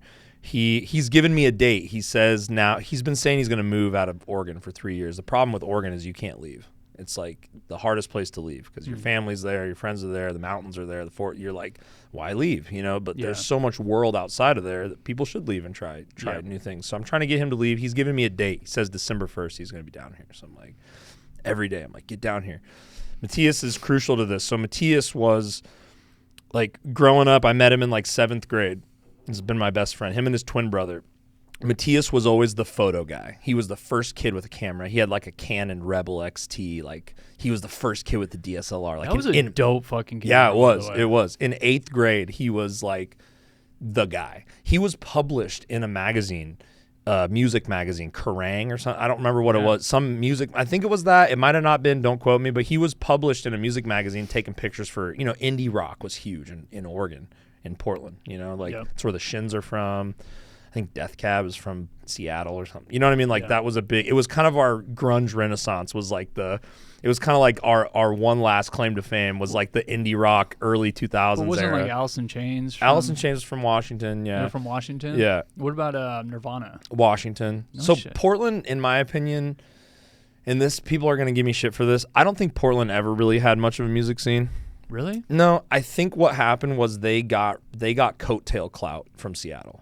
Okay. I think that's what happened with Portland. This is my theory. Hate me if you want, but Portland got like people. Everyone's like, "Oh, weird. I always thought Portland was a music city." No, it was kind of the runoff of like of the Seattle grunge era. Was like that's the Northwest claim to fame, right? Got it. And like nobody's really from Everclear is like the biggest band from Portland probably, and the Shins. It's crazy that they're still touring. Everclear, dude, remember I told you I've been on a musical journey? Yeah. On my past and old shit. Everclear just like made me cry the other day. Like I'm a crier when it comes to music. Really? Yeah, I'm like a bitch, dude. Like I'll go see a band that I like love and I'll just start crying. Like if I see Morgan Wallen, I'm Yeah. gonna cry. Yeah. I'm gonna cry. I'm gonna lose my voice and I'm gonna cry. So it's probably better that I don't buy the $600 ticket. It's probably good the tickets are out of my price range because I'm gonna cry. Yeah. And I don't want to be a bitch and cry in the stadium. You know what I mean? And so But I think so. I'm the same way. Like I get really emotional now when I go see live music, and I think it's just it brings me back to that time, like touring. Like I miss playing music. Like that's always going to be in me. Yeah.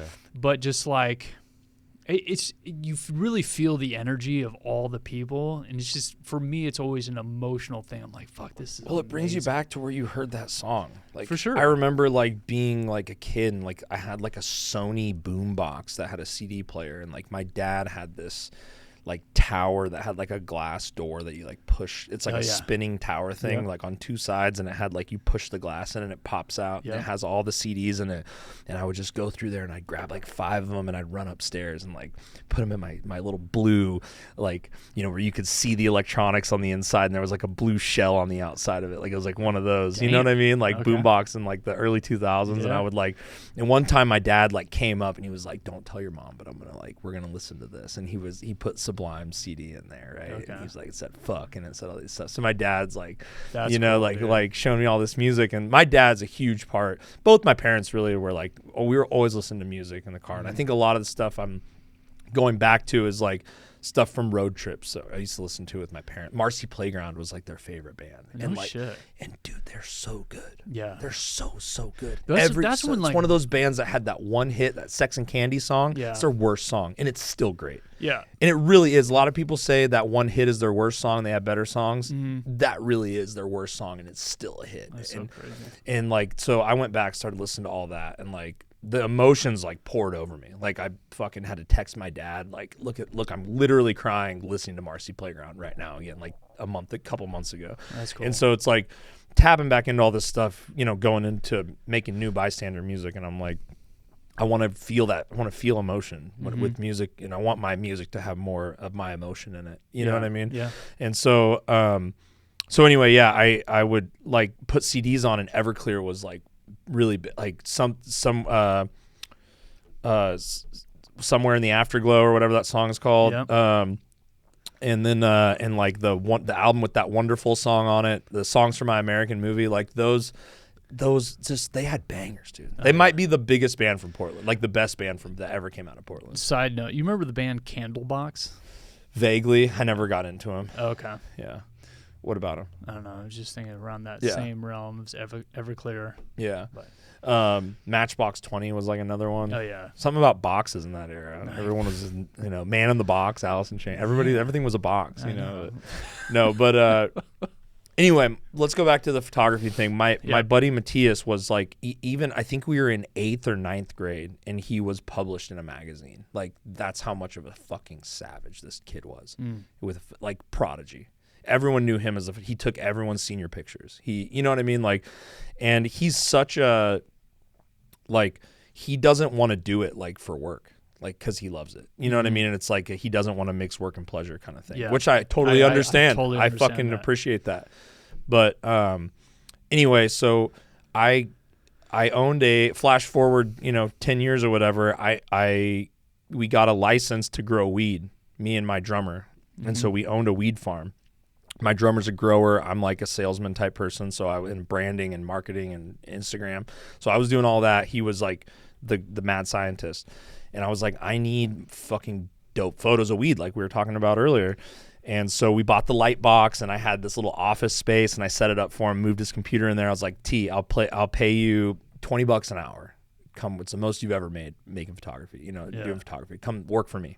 And we would stay up until 4 a.m, like just looking at weed pictures and like going through Lightroom and picking the one that was most in focus and editing it, right? Yeah. And so using your fucking macro lens. Yeah, he has the crazy Canon. He has the crazy Canon hand grenade macro lens. You know, it's like, and so we're looking through all these photos, staying up forever, just having the best time. We'd like take a bunch of photos, go back to his house, and stay up all night looking at them and try to pick which ones, and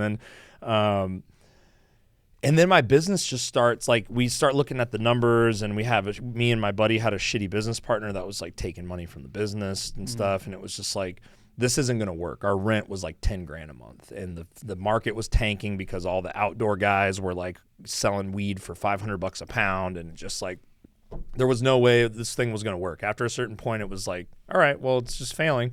Yeah. And so while we're kind of wrapping up and everything's failing, like the only thing that's bringing me any kind of joy is like, well, I guess we'll just take pictures of weed and stay up all night. You know what I mean? Because there's nothing we can do about this. So like, you've seen that meme with the dog, like, this is fine, and it's like on fire. You know what I'm talking about? Yeah. And like, that was me and Matthias like sitting in this office, you know, and it was the only room that had like, we had a heater in there, and like during the winter time, the whole warehouse was like frigid, but like his room was warm. So we'd stay in the little warm office and just like look at weed photos while my business is just tanking. Oh my God. And it was like, you know, it was like an escape, you know? And then so I kind of pivoted out of that. I had a good friend I have a good friend that's like a savage. Shout out to Andrew. I had a good friend that's a savage with like motion graphics and graphic design, and has worked for big clients and stuff like that. And so we put his work into like a pitch deck and started sending that around to like breweries and like local businesses. And we got this big brewery in Oregon to like pay us a retainer to have us make content for him. And I was like, sweet.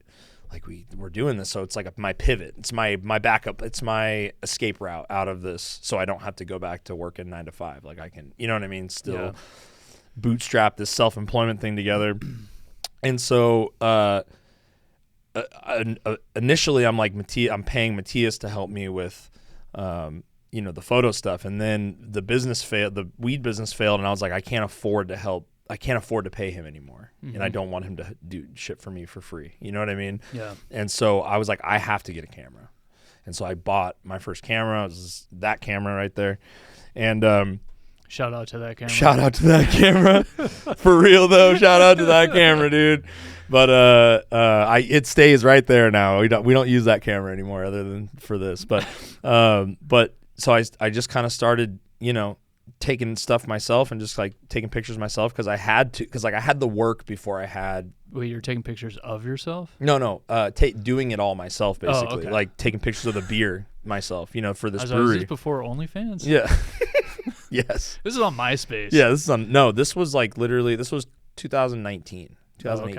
Okay. So I'm like relatively new to all this. You know what I mean? Yeah. I didn't grow up like, you know, childhood loving photography. That's like, you know, what I was saying earlier. That's why I don't know any of these guys. You know, I didn't take photography class. I didn't, you know, I wasn't into it really until later, and it was kind of like out of necessity that I fell in love with it and learned how to do it, and like, you know, it's been a crazy journey, but that's how I got into it basically. Is just kind of through. It's a weird story for a lot of people that do it because it's like it was totally out of necessity because I had to keep that money coming in from that client, and the only way that I was going to be able to do it was by myself. So I was like, I have to fucking take these pics. I have to figure this out. That's great. And through that, that turned into, you know, walks around the street with my friends until, you know, or around the city with my friends until 3 a.m, just sneaking into places, sneaking into abandoned buildings, taking photos and like doing all that shit. And then I found Peter McKinnon. I think Matthias showed me Peter McKinnon,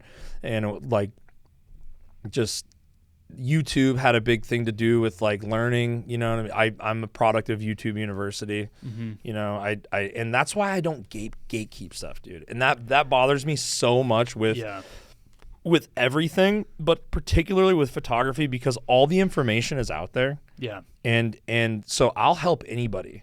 And I have friends, I've had a couple friends like in Texas that I've helped, like one in particular that I've helped, like, he was like, I really want to do this. I don't know if I can do it. And I'm like, you can fucking do it, dude. Just get the camera. I'll tell you everything you need to know. I'll send you the YouTube links. Like, just figure it out. And now he's, like, going to be making money doing photos full time soon. It's like, that to me is the fucking coolest shit. I think, like, if you're really gatekeeping, there's something that you're afraid of, right? You're like, this person's going to surpass me. Yeah, and it's a like self-conscious thing. Yeah, it's like you should always be trying to grow. You know, I think if you're holding back from other people, there's something about yourself that you're just like, I don't know if I'm good enough. Yeah. You know, I mean, I think a lot of people have that imposter syndrome. Well, it's like that. It's that feast or famine mentality thing. Yeah, but I think that's there's so much work out there. There's so much fucking work, especially in a place like this. Yeah. Where there's, you know. I mean, you just have to go out there and you have to grind. Yeah. You know, I mean, it sucks, but. And I mean, now it's like. Do you think you get that work ethic from playing music because music was such a grind? I don't know, man. I honestly, dude, I was a kid in high school and middle school. My parent-teacher conferences were always the same. My parents got sick of hearing it, and they were like, whatever, that's just how he is. Was like, if he really likes, like, I don't even remember what I liked. He really likes social science or whatever, so he has an A+ in that, but he doesn't like math, so he just won't do it. Yeah. And I just won't do shit I don't like. And and I'm not interested in. I won't do it. And if I do it, I definitely won't try.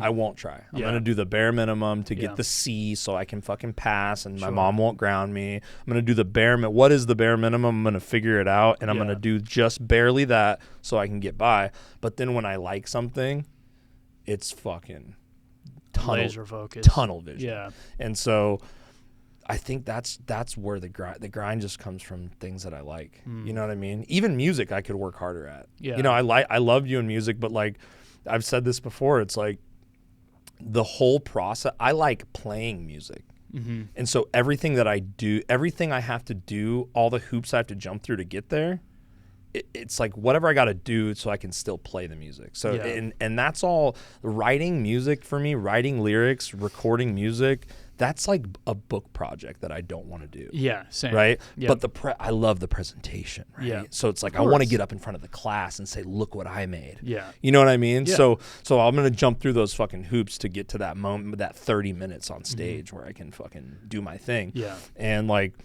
but I think that's where a lot of people fail, right? Because they want to show what it is that they produce, but all the work that goes into doing that, I think a lot of people just hold back in, right? Yeah. They want that end result. yeah. And it's like you have to do all that work and you have to be proficient at all that work in order to produce a great result versus Absolutely. just That's like all the stand-up, all the comics at open mics and stuff that are posting like video. They're looking for that clip.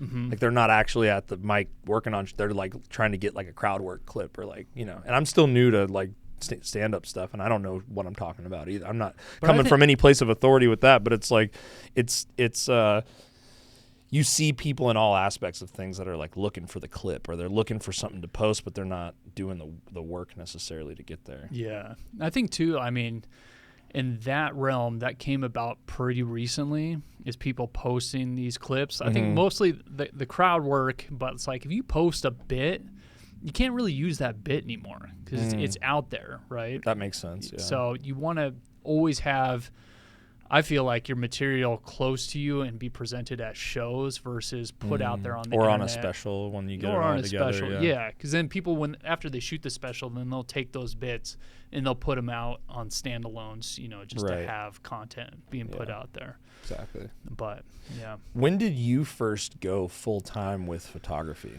How long have you been doing that? I mean, Full time, like so when I started like personal training and actually making real money, like that's all I would buy. I'd buy lenses, I'd buy bodies, and I was just like, it was just a hobby thing to do. I was like, this is fun. little did you know you were investing in your future. Dude, at one point it was just like I've invested so much money. I'm like, I have to recoup some of this. Yeah. You know, so you start shooting portraits of, you know, either models or family portraits. Like headshots were always a big thing in LA. But it was just always kind of like a side thing, and personal training was always the main thing, right? It wasn't until I think just recently where it's like this is now the main thing is producing, you know, photos and videos. So Yeah. but mostly just headshots when I was back in LA. Okay. Yeah. Which was when? What year? You think about? How many years ago? If you had to say?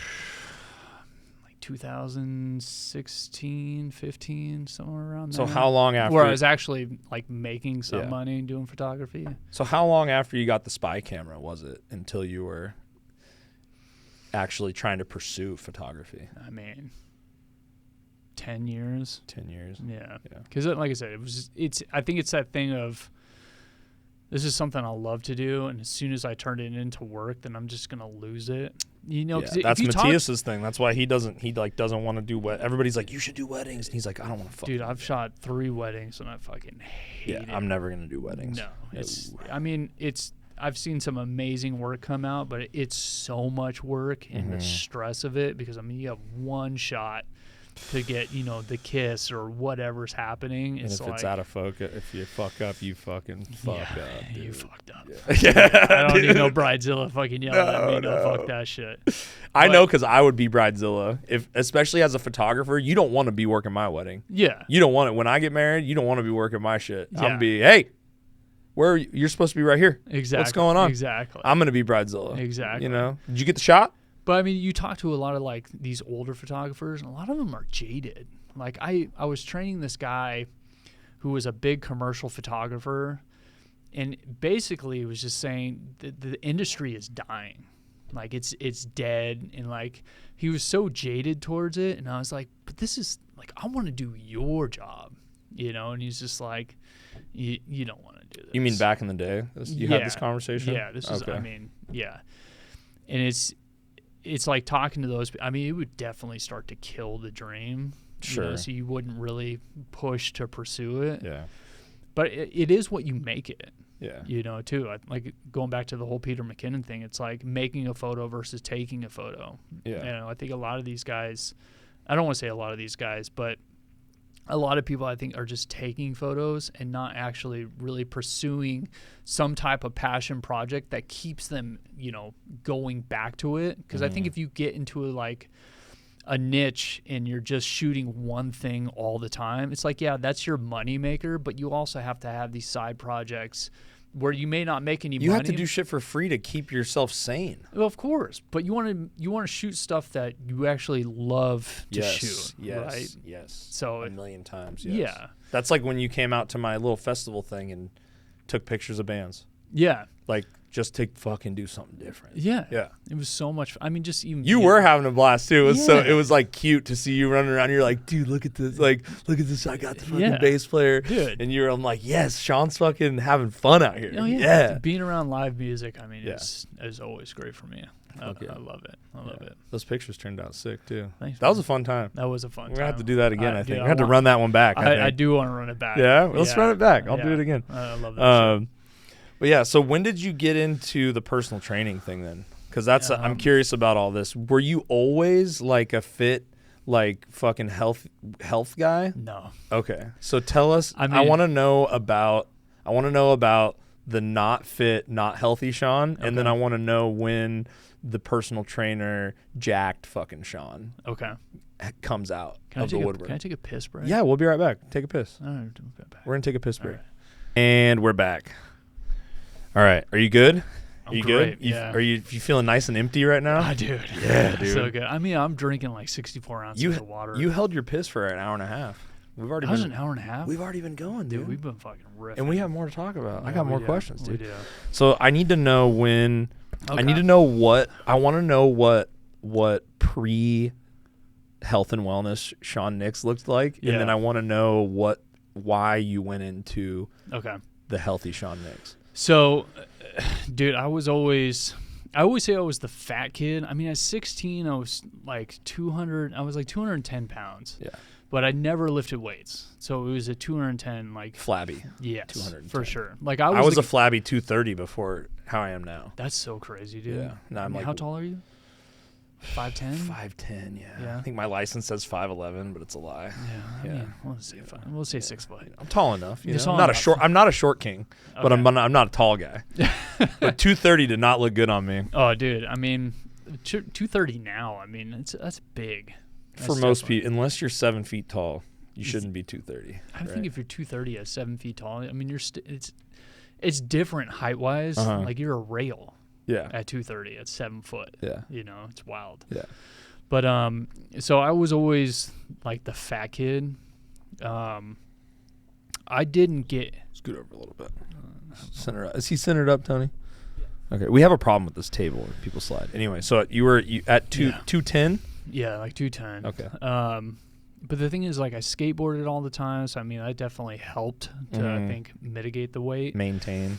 But I was a big soda drinker. Like Oh, Mountain no. Dews was my jam. Oh, We that's get this- the worst, Dude, the Cube. They used to have this thing called the Cube that was a 30 pack. Yeah.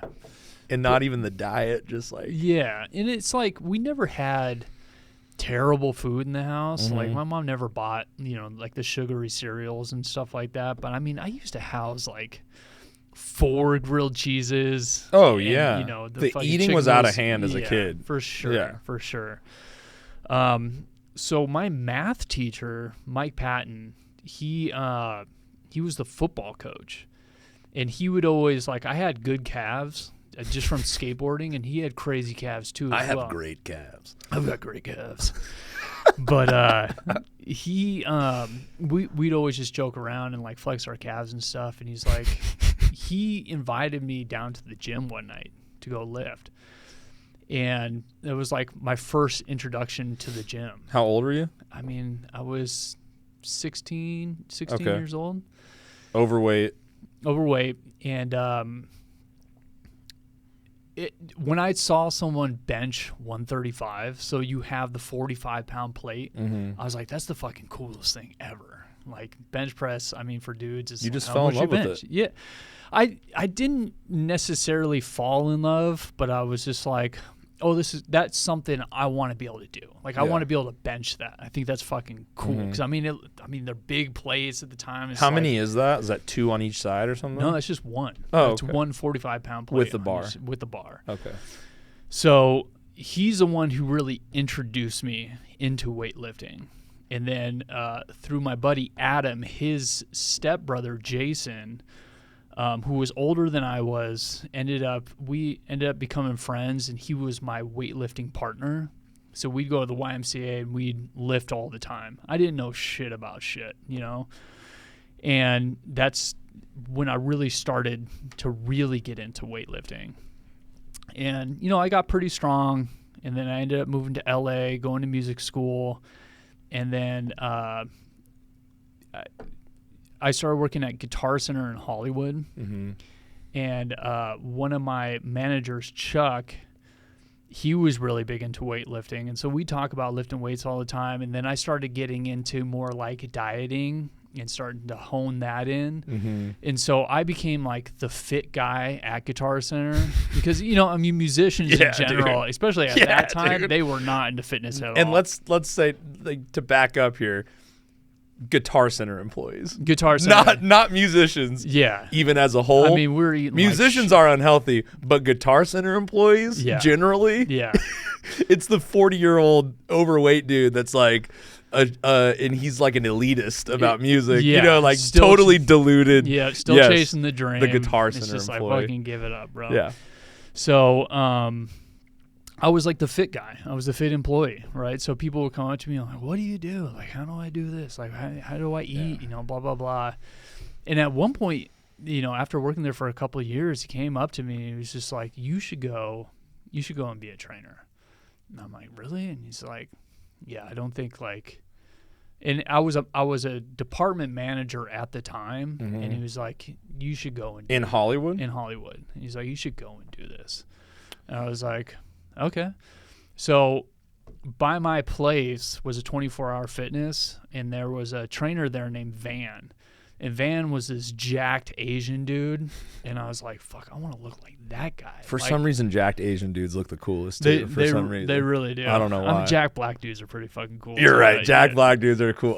They're right neck and neck, dude. Yeah. Fuck. But Van, I'd always talk to him, and I started talking to him about training, and he kind of took me under his wing in a sense and got me into training at 24-hour fitness. And I think this is 2000. It was between 2009 2011, and so he's the one who got me into personal training for 24-hour fitness, and then from there it just started to take off. So I trained there for a little bit, and then I was actually training clients under the table because that's really how you made money. Because you would sell them their packages, and then you would make fucking shit money. You're basically making a little more than minimum wage at the gym. Yeah. So you're charging people a decent amount of money, but only making shit money. So then I would cut that rate and then they would pay me under the table while still selling like smaller packages. And you're still training them in the gym? Yeah. Nice. Is that a thing people still do? Oh, for sure. Okay. Yeah, it's the only way to make money. So they go to the Jack Gym employee and they're like, how much, dude? Pretty much. Low key, how yeah, much? if you're a fit dude, like most people are like, I want to train with you. Mm-hmm. And so after I got enough clients, I just kind of went out on my own and just started training independently. Nice. Yeah. And so ever since then, it's just been kind of part of your life. It's been would you say it's a passion of yours, fitness and training and diet? Yeah. Monitoring. And yeah. I mean, definitely just taking care of myself in general, for sure. You're a big inspiration, I feel like, probably for a lot of people, but for me too, it's like you're always posting, out here getting it. And it's just like, fuck, I need to go to the gym. Sean's fucking working out. I need to go to the gym. It's pretty wild, like the messages that I get sometimes, like people saying that I inspire them to do things. And I think that's absolutely incredible. But at the same time, I'm like, go out there and make sure that you do it. Because if I'm really inspiring you, like you're actually doing the work. Don't just say that. Because inspiration is fleeting, it's right? cheap.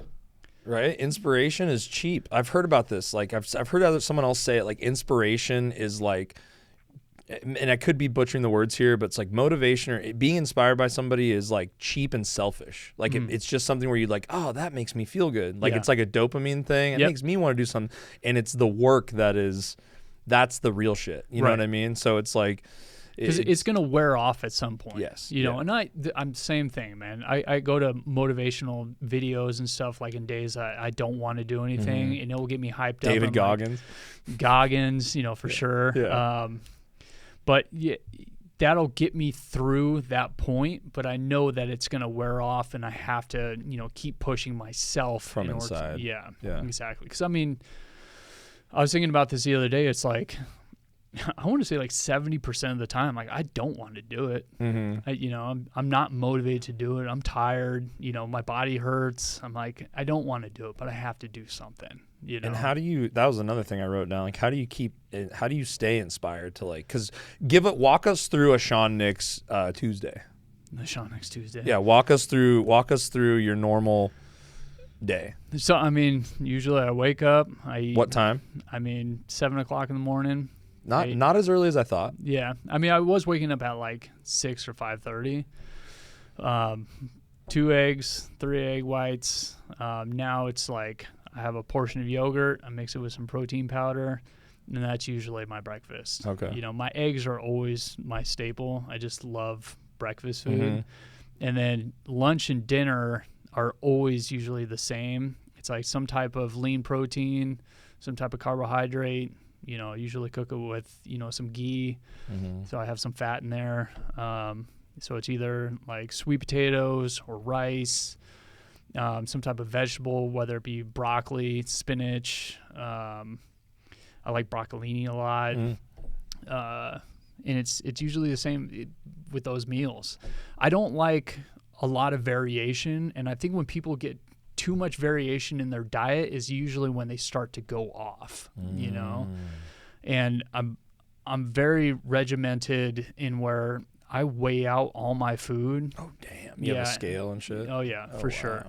And I'll go off of it, on days where it's just like I don't feel like it, but I'll still eat clean. Yeah. You're still eating the same stuff, maybe a little more, a little less. Yeah, exactly. Okay. Because sometimes it's just like... Because you do the Piedmontese delivery thing, right? Yeah. You get the steaks delivered. Yeah. Okay. And do you think that's crucial too, to have like because sometimes I'll be like wanting, I eat, I want to eat cleaner than I eat, but I'm always kind of thinking about it at least at the, it's like, and so it's like, I want to eat, like, it's like every day is like a hunt for protein. Like that's how I feel. You know what I mean? Like I'm like trying to get like hot protein, like good meat. You know what I mean? And it's like sometimes I'm at home and I'm like looking through the fridge. I'm like, fuck, I don't have any fucking steak. I gotta go to HEB. And then you buy too much meat and it goes bad really quick. You know what I mean? So it's like I feel like the delivery never goes bad for me. Well, it's frozen. You eat it so quick. I do eat it really quick. Like I try to do, organic, free range, grass fed, whatever you think about it. But I always try to make sure that it's in the house, because as soon as you get to the point where it's like you look in the fridge and you're like, oh, I don't have any food, is usually when you'll start to sway off and go to something else because you're hungry. Yeah. You know, so if you don't have it ready for you, it's easier to fall off your diet. Instincts kick in and you're like, I need food, I need fuel. Yeah, so for sure. I'm going to get it anywhere. For sure. So, yeah, I've just been so regimented for years that it's just ingrained in me. So it's just easy for me to do it now. Yeah. You know, soft flex. Yeah. So, yeah, it's just, here, give us the guns, It's dude. so it's easy. just so easy for me to do it. His veins are fucking popping out. We're going to have to edit those out. Oh, my God. But I think, like, the major challenge is just doing the work. Yes. You know, and being consistent with it. A lot of people aren't consistent. You and know, a lot of people aren't getting good sleep. sleep is super important. Do you do all the sleep stuff too? No. Like with the tape on your mouth and everything? No, Mark Bell sent me some of that tape. I like that guy's stuff a lot. He's fucking great. He's cool. The sweetest dude. He seems really cool. He's super cool. But I've never gotten into the mouth tape. The mouth yet. tape thing. Yeah. Okay. I just never tried it. Yeah. But Seems crazy, but a lot of people do it. I mean, if it works, Seems to work. You know, but Yeah.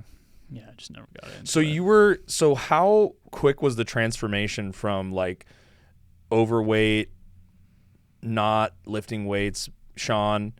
Did you start at Guitar Center as the fit guy at Guitar Center, or did that transformation happen while you were at Guitar Center? No, I started there. As the fit guy. Yeah. Okay. Yeah. Cool. So so I met this guy Clark at music school, and he was always super fit. So he actually became my workout partner when I moved to LA.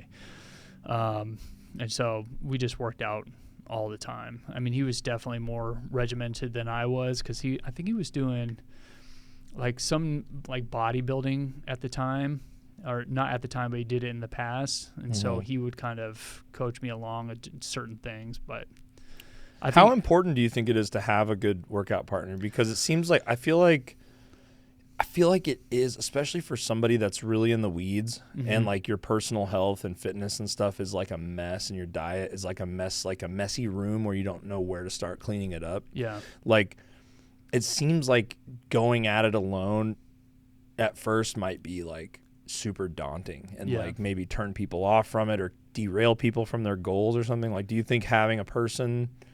But also people can derail you from your goals too as well. Like if you have a workout partner that's just lazy, I mean, it's just like, I was talking to someone about this the other day. It's like their workout partner was just like, oh, I don't want to go today. And they're like, well, all right, I guess I'm not going to the gym. You know, it's like that kind of starts to suck, you know? So it's like when I work out with someone, like they have to be regimented too as well. Like I'm at the point where it's like, I don't want to have to pull someone else along. You have your own shit you're worried about. Yeah, it's like I'm worried about myself and pulling myself along. So that person should be worried about pulling their self along. And we come together, and then that's where the magic happens, you know? No homo. How does... The magic. How does that work with you? Because you're Tom's personal trainer too. How does that work with on the road when you're training on the road? What does that look like? And are there days when you have to get him to, or any client for that matter? Are you training other people right now, or is it just okay? It's just him. That's cool. Yeah. At least you can kind of focus on yourself and one other person. Yeah. Yeah, and that's like... Well, I think too, like when you're a trainer, you're constantly pulling people. I mean, so many people, they think that as soon as I get a trainer, it's like I don't have to do any more work. And it's just like, no, I'm here to kind of give you a blueprint on what to do, but you have to do the work. Right. I mean, usually you're with that person for an hour, 2 to 3 hours a week. And it's like, if you're not doing the work outside of that, you're not going to get the results that you want. Right. I'm not a fucking miracle worker, and I can only give so much time to that. Yeah. And you're not going to work with somebody who's not doing like... I mean, the work dude, on their own. If you want to make money, you kind of...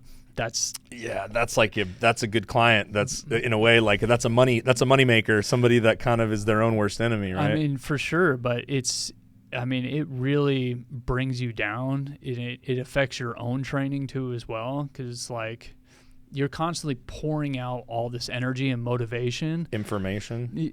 Even that, I don't even want to say information, because I think a lot of people, they don't really care about the information. They just want you to do the work. Yeah. And you can't do it for them. Yeah. No. Which is, it's a weird mental it's game. draining, man. It's super fucking draining.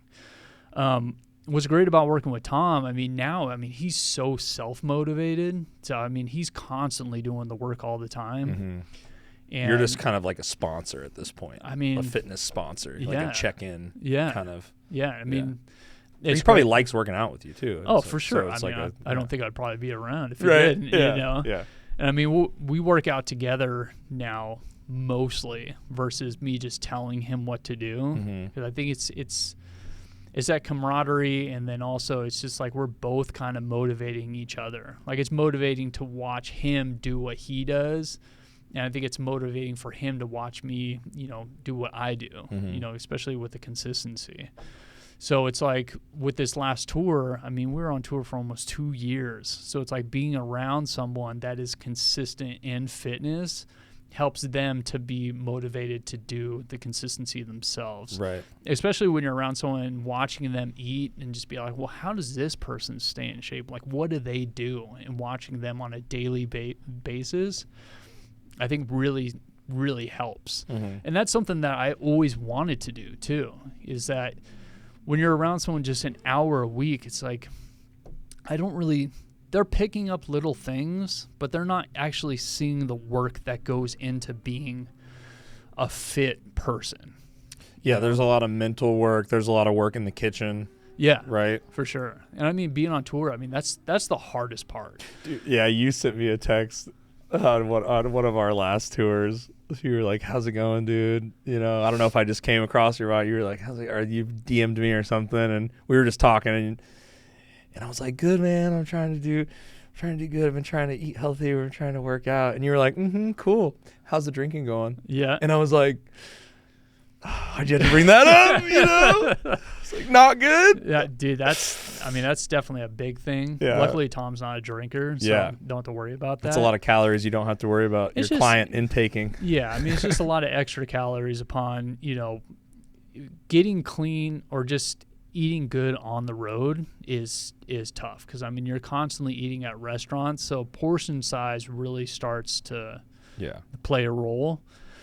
It's hard too, because when you go to these restaurants and people know who he is, they just are like, don't order. They pull out the nines and we're just gonna send stuff out to you. So you're picking cheesecakes and lobsters and steaks and fries and just a bunch of different sides. That's incredible food, but it's like, even though you're not eating huge amounts of it, you're eating dense calorie, caloric food, right? So it's adding up, and then you sit for long periods of time. On the bus before shows, yeah. So at one point it was just like, oh, we got to start doing 2-a-days, dude. So we'll do a cardio. Because you're eating. Yeah. So it's like we have to expend more more energy than what we're actually taking in. So we'll have like. Oh man, I'm losing my train of thought. Like, what's the diet like on the road? What's the day look like on the road? You know what I mean? Like a given day, a good day. What's the goal? What's a goal day? Like, if you could do a gold star day on like nailing the workouts, nailing the diet, what does that look like? Usually fruit in the morning. Usually, it's fruit, yogurt, and some type of protein, which is usually eggs. We'll try to go, a chicken breast or whatever for lunch, and then dinner. It's like, we're eating at some of the best restaurants in the country. So it's like you're kind of at their mercy, but also when you eat at these restaurants, it's small portions, right? But if you're eating at a Michelin star restaurant, they're putting out 11-course meals. Oh my god! And literally, it's like a bite or two, but after like 4 or 5 plates, you're like, I'm fucking stuffed. It's like, how many more do we have coming out? Yeah. So that's what I'm saying, is like doing the 2-a-days really started to help that. So a cardio session was what I was trying to say earlier, and then some type of weight training session, and it's like hotel gyms are shit. Yeah. Hotels do not invest even in the their nice fitness. A lot of them don't. Really? Even like the really nice ones, huh? Like even like Four Seasons. I mean, it's just it's very few and far between. mediocre. Yeah. I mean, sometimes we'll find gyms outside of the hotel, if they're close by. But yeah, Tom won't. He's too good for a Planet Fitness, dude. No, he's not. No, I'm he's just not. kidding. I'm kidding. No, it just has to be close by and work within the schedule. Especially at that time, it was just like, I mean, we drive into a city. We get there at like 4 or 5 o'clock in the morning. It's like everybody's tired, so we go to sleep. And it's like, well, okay, well, what time are we working out? And like 11 o'clock. And then people just want to chill, until showtime. So you're not getting the best sleep, even if you're in a nice bus. It's bouncing around. You're not getting the best sleep. Yeah. Do not sleep on the top bunk. Bottom bunk. You got stories about this? Did you fall out? No, it's just that's where you feel most of the sway. Oh, yeah, the motion sickness. It's like you're on a cruise ship or something. Pretty much. Damn. Yeah. So you run in the bus first in and get the fucking bottom bunk as soon as you can. Well, I had to have the top bunk because I was the most agile. Oh, okay. Oh, because you could slide out of there and get up there easily. I can climb up there. Nice. A lot of people couldn't climb up. The anti perks of being a fucking fit guy. Yeah, it's like, okay, I'll take one for the team. It's fine. Hey, at least you're not in a van, dude. That is very true. I've spent many nights in a van. I don't know if Tom could do a show on sleeping 4 hours of sleep on a bench seat. He probably could. He's a legend. Yeah, I'm sure he's done it before. Yeah. Oh yeah, for sure. But yeah, that touring is far behind you guys. Yeah. Yeah, for sure. Thank God. Yeah. But I mean, just staying regimented was the main thing on the road. Yeah. I think the biggest thing for him was always just unconscious snacking, because I think like when you start to get bored. And I do it too. It's like you just kind of like start grabbing shit, like you need to do something. And maybe it's a beer, maybe it's a bag of chips, maybe it's, and are your guys' events, I'm guessing they're catered to, when you get to the venue. Catering would always be, it would be like Red Bulls, coffee, the perfect bars for like a protein bar. There'd be lean lunch meat, so like turkey or ham, veggie platter. So I mean, it was actually really good. It was super healthy. Like I remember in 2019 we went to go see Joey Diaz, and it was just like what are those fried cheese mozzarella sticks or something? Yeah, and he was just like, dude, this is like how it is when you do club shows. Like, that's the catering. That's what they always talk about. So like I mean, chicken fingers and stuff like that. Oh yeah, so it's like the food. That's why you see a lot of these, bands. It's the same way. You get a discount on bar food, so it's like you're like, okay, well, I guess I had chicken fingers last night, so I'll have the Philly cheesesteak tonight. For sure. Yeah. So it's not the greatest choice of food. No. But so that's what was great about our catering now. It's like it was always, healthy stuff that was back there. That's good. So that definitely helped out a lot. Yeah. Yeah. Man, it's so hard that is the hardest part. Like you could go to the gym, there's been times in my life where I went to the gym more than I do now. And I think I was more overweight or more unhealthy than I am now. And I was working out every day, but I was like, the other thing too is when you work out every day hard and you're lifting weights, you're insatiably hungry. Yeah. And so I would go. I didn't know that part. I didn't know that. I thought if you worked out every day, you could just eat whatever. And so I would go to Subway and get the fucking dirty sandwich, big nasty sandwich on big old bread with, nasty sauces and chicken and meats all over it. It's just like I wasn't getting it. I was gaining weight. I was getting like bulkier. I was still keeping all the fat, but I was like building muscle underneath it or something. I don't know. You know what I mean? And so I would get like bigger and look fatter, but I was going to the gym all the time. And it's just like, what's going on here? I think, I would find grocery stores, like say if we weren't doing lunch or whatever and, people were just resting and it's like, fuck, I'm fucking hungry. So I'd look up grocery stores and I would just go and get some type of lean meat. Like I would do more of a, not carnivore, but like more of like a keto kind of cheese thing. And meat.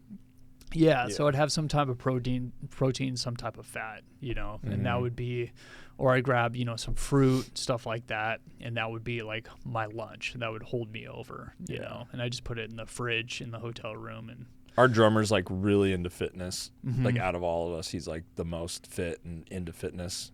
And he swears by the gas station hard-boiled eggs. Ugh.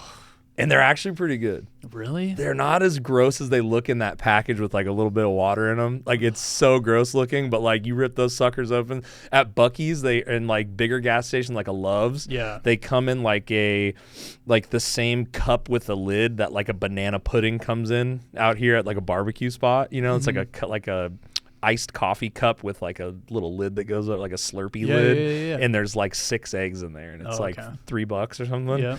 And that's the move. That's the move if you need that quick protein bump. Dude, for sure. I mean, I would always look for hard-boiled eggs. Yeah. I mean, luckily, like if I would find like a Whole Foods or somewhere, I'm like, oh my God, thank God. Yeah, you know, because then I would know exactly what's in there. Yeah. You know, as far as like. Is salami good when you talk about meats, or is that too much fat in the salami? Because I fucking love some salami, bro. I mean, salami's great, dude. It's so good. It tastes really good. If you're late night snacking and you're pulling crap out of the fridge late night when you shouldn't be eating, salami's probably a better choice than like some chips or something, though, right? Do you believe in like the fasting, like the hours that you're not supposed to eat and all that stuff too? Is that? Look, if it I'm all about it. Like if it works for you and it's something you can stick with, fasting is. You're basically eliminating calories, right? Because you only have a small window in order to eat a certain amount, and people can't eat a huge amount during that time. I mean, you can go to fucking Applebee's and get a fucking bloomin' onion and take down 3,000 calories in 1 hour for sure. But I mean, if your goal is to lose weight and fasting, like usually people are trying to reach for something healthier during that period, right? Yeah.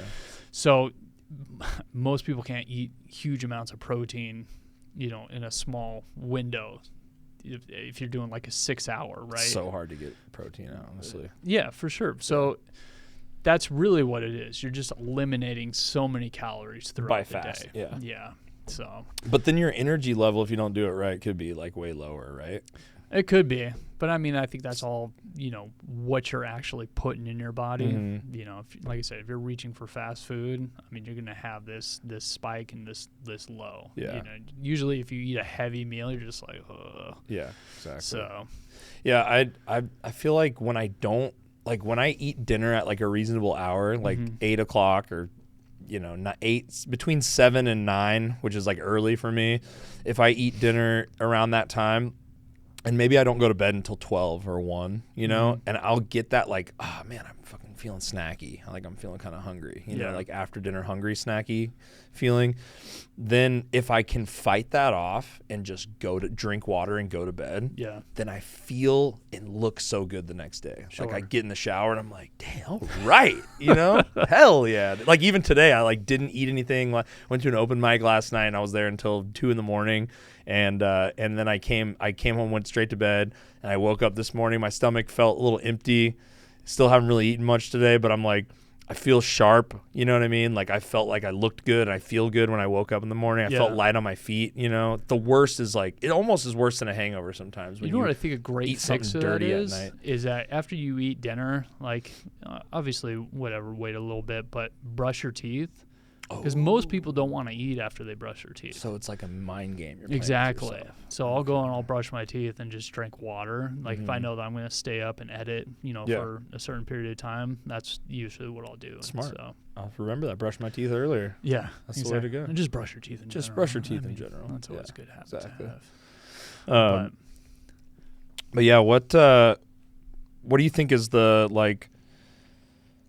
hardest part about staying inspired to do like photo stuff, to switch gears back over to photo stuff? Like do you have a mountain of shit you have to do constantly on your computer, or do you just kind of edit through stuff and get rid of it? Because I kind of am in a place right now where I'm kind of fucked. Like I have all these clients and they, you know, basically I'm figuring out my schedule right now as far as like I really need to, in order to get this stuff to these guys in a timely manner to keep them paying me and keep them happy, I need to like figure out, okay, I'm going to be editing all week. And then my shoots primarily are like events that are happening this time of year. It's like every restaurant is doing ACL or like a big dinner thing they're doing event. You know what I Yeah. mean? Some kind of event where I have to be there and shoot, and then I'm just building up more shit for me to do later. And so it's kind of, it feels never ending. I get that anxiety, but it's like for me, I just kind of have to take each thing, like who needs what sooner, and just like, you know, and I know what we do is a little different, but it's like, do you have like a mountain of stuff that you need to get through, and then you're constantly making more new stuff that you have to get through, or do you kind of get it all batched and then like edit it right away, and then your plate is clear? Well, I think, you know, once your plate is clear, there's more work that usually comes in. I think you always want to be at that point. There's busy seasons, and then there's stuff where kind of things start to slow down. So it's like, embrace the busy season, because you know that's going to slow down at some point, right?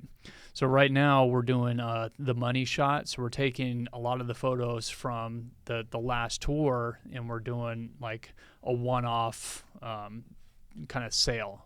On the prints, right? On the prints. That's been cool to see. Yeah, I mean, it's been really great. I mean, I'm super. So people have your work, pictures of Tom hanging on their walls and stuff. It's pretty cool, that's man. So I mean, cool, dude. I'm super that's grateful so for everybody sick. that's bought one. Thank you, everybody. Really That's appreciate so it. sick. That's cool that Tom did that. Yeah.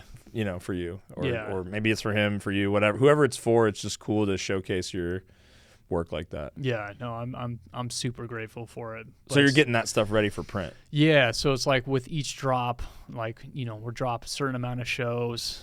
So, you know, I just bought a new computer, so I'm remanaging all my files. Yeah, I'm fixing to get one of those too. Dude, it's a lot, dude. Yeah. It's a lot to go through things and start, especially because, I mean, I was gone for like 2 years, you know, so Jesus Christ. I had it right. You pushed it out of the. That's true. So, I mean, file management is always huge. Yeah. That's something I'm trying to work on. Always put the date first. Mm. Because if you don't put the date first, it puts everything in alphabetical order. And so, like, your dates will be all over the place. And so one of my buddies, Corey, actually watching, I like to hear everybody's file management, because that helps me to organize a lot better, because everybody has a different system. So I just take different pieces of how to manage everything. So that's what I'm basically going through right now, as far as going through all the shows, editing those, but also putting it in an archive somewhere so it's always available, and just getting ready for the new tour, because I want to be organized for everything in that too as well. So, I mean, it's a shit ton of work for sure. What are your, like, you know, we're talking about weddings and how they have like the shot that you have to get, right? Like the kiss and the rings and the whatever. Yeah. What are your like shots when you're out on tour? Like, do you have like things that I notice like you always get a shot of like behind him so at the there's end always, of the show. Yeah, there's always a walk-off shot. And what's great about going through these photos now, and especially what we're doing with the money shot, I'm like, okay, there's things that I have to get on this next tour, you know, in order for, like, promo stuff, you know, things like that. So with this last tour, like every show, there's certain photos that I definitely like to get. Like, I love, like, when he puts his foot up on the monitor, it's like that big, like, kind of grandiose, like, it's like a rock photo. Yeah, right? for sure. Yeah. For sure. And then, you know, when you listen to these bits over and over again, you know where the hits are going to come. Yeah, you know where the act outs are, right? Yeah, so it's like you can go. What's great about going back and looking at these photos, and if any people watch this, please reach out to me, because when I look at these photos and I think about the ones that I want to put out there, it brings me back to the show, and then also the bits. So it's like every motion, like I know exactly what he's saying. Yeah, what That's bit cool. that is. But also, like, being around for that time period, everybody goes through different emotional things. So it's like I know where people are at during that time and what they're feeling during that set. So it brings it back to me too as well. So I get a lot of emotion when I actually go back and look at these photos. Even if it's the same photo over and over again, it's like I know exactly what was going on. Can we pull one of them up? Is there any on your Instagram that we can? Yeah, I mean, Is there any, or are they? It's pretty much a Tom fan page at this point. You know, I've had people be like, Your social looks like a Tom fan page. Hey, there's some fucking bands though. Yeah. Love it. Yeah, that's us after and shooting the special in Arizona. That special was good, man. Oh, dude. It's fucking awesome. That stage was unreal. It looks so cool. There's a selfie. You get after it sometimes, dude. So actually, Tom took that photo. Which one? The one of me. Of your face? No. Oh, that's a video. That one. That one? Yeah, that was in Iceland. Damn. Yeah. That was cool. Did you give him photo cred? You didn't even give him photo cred. Yeah. Oh, no, thank you. Yeah, you did. Okay. Yeah. That's so funny.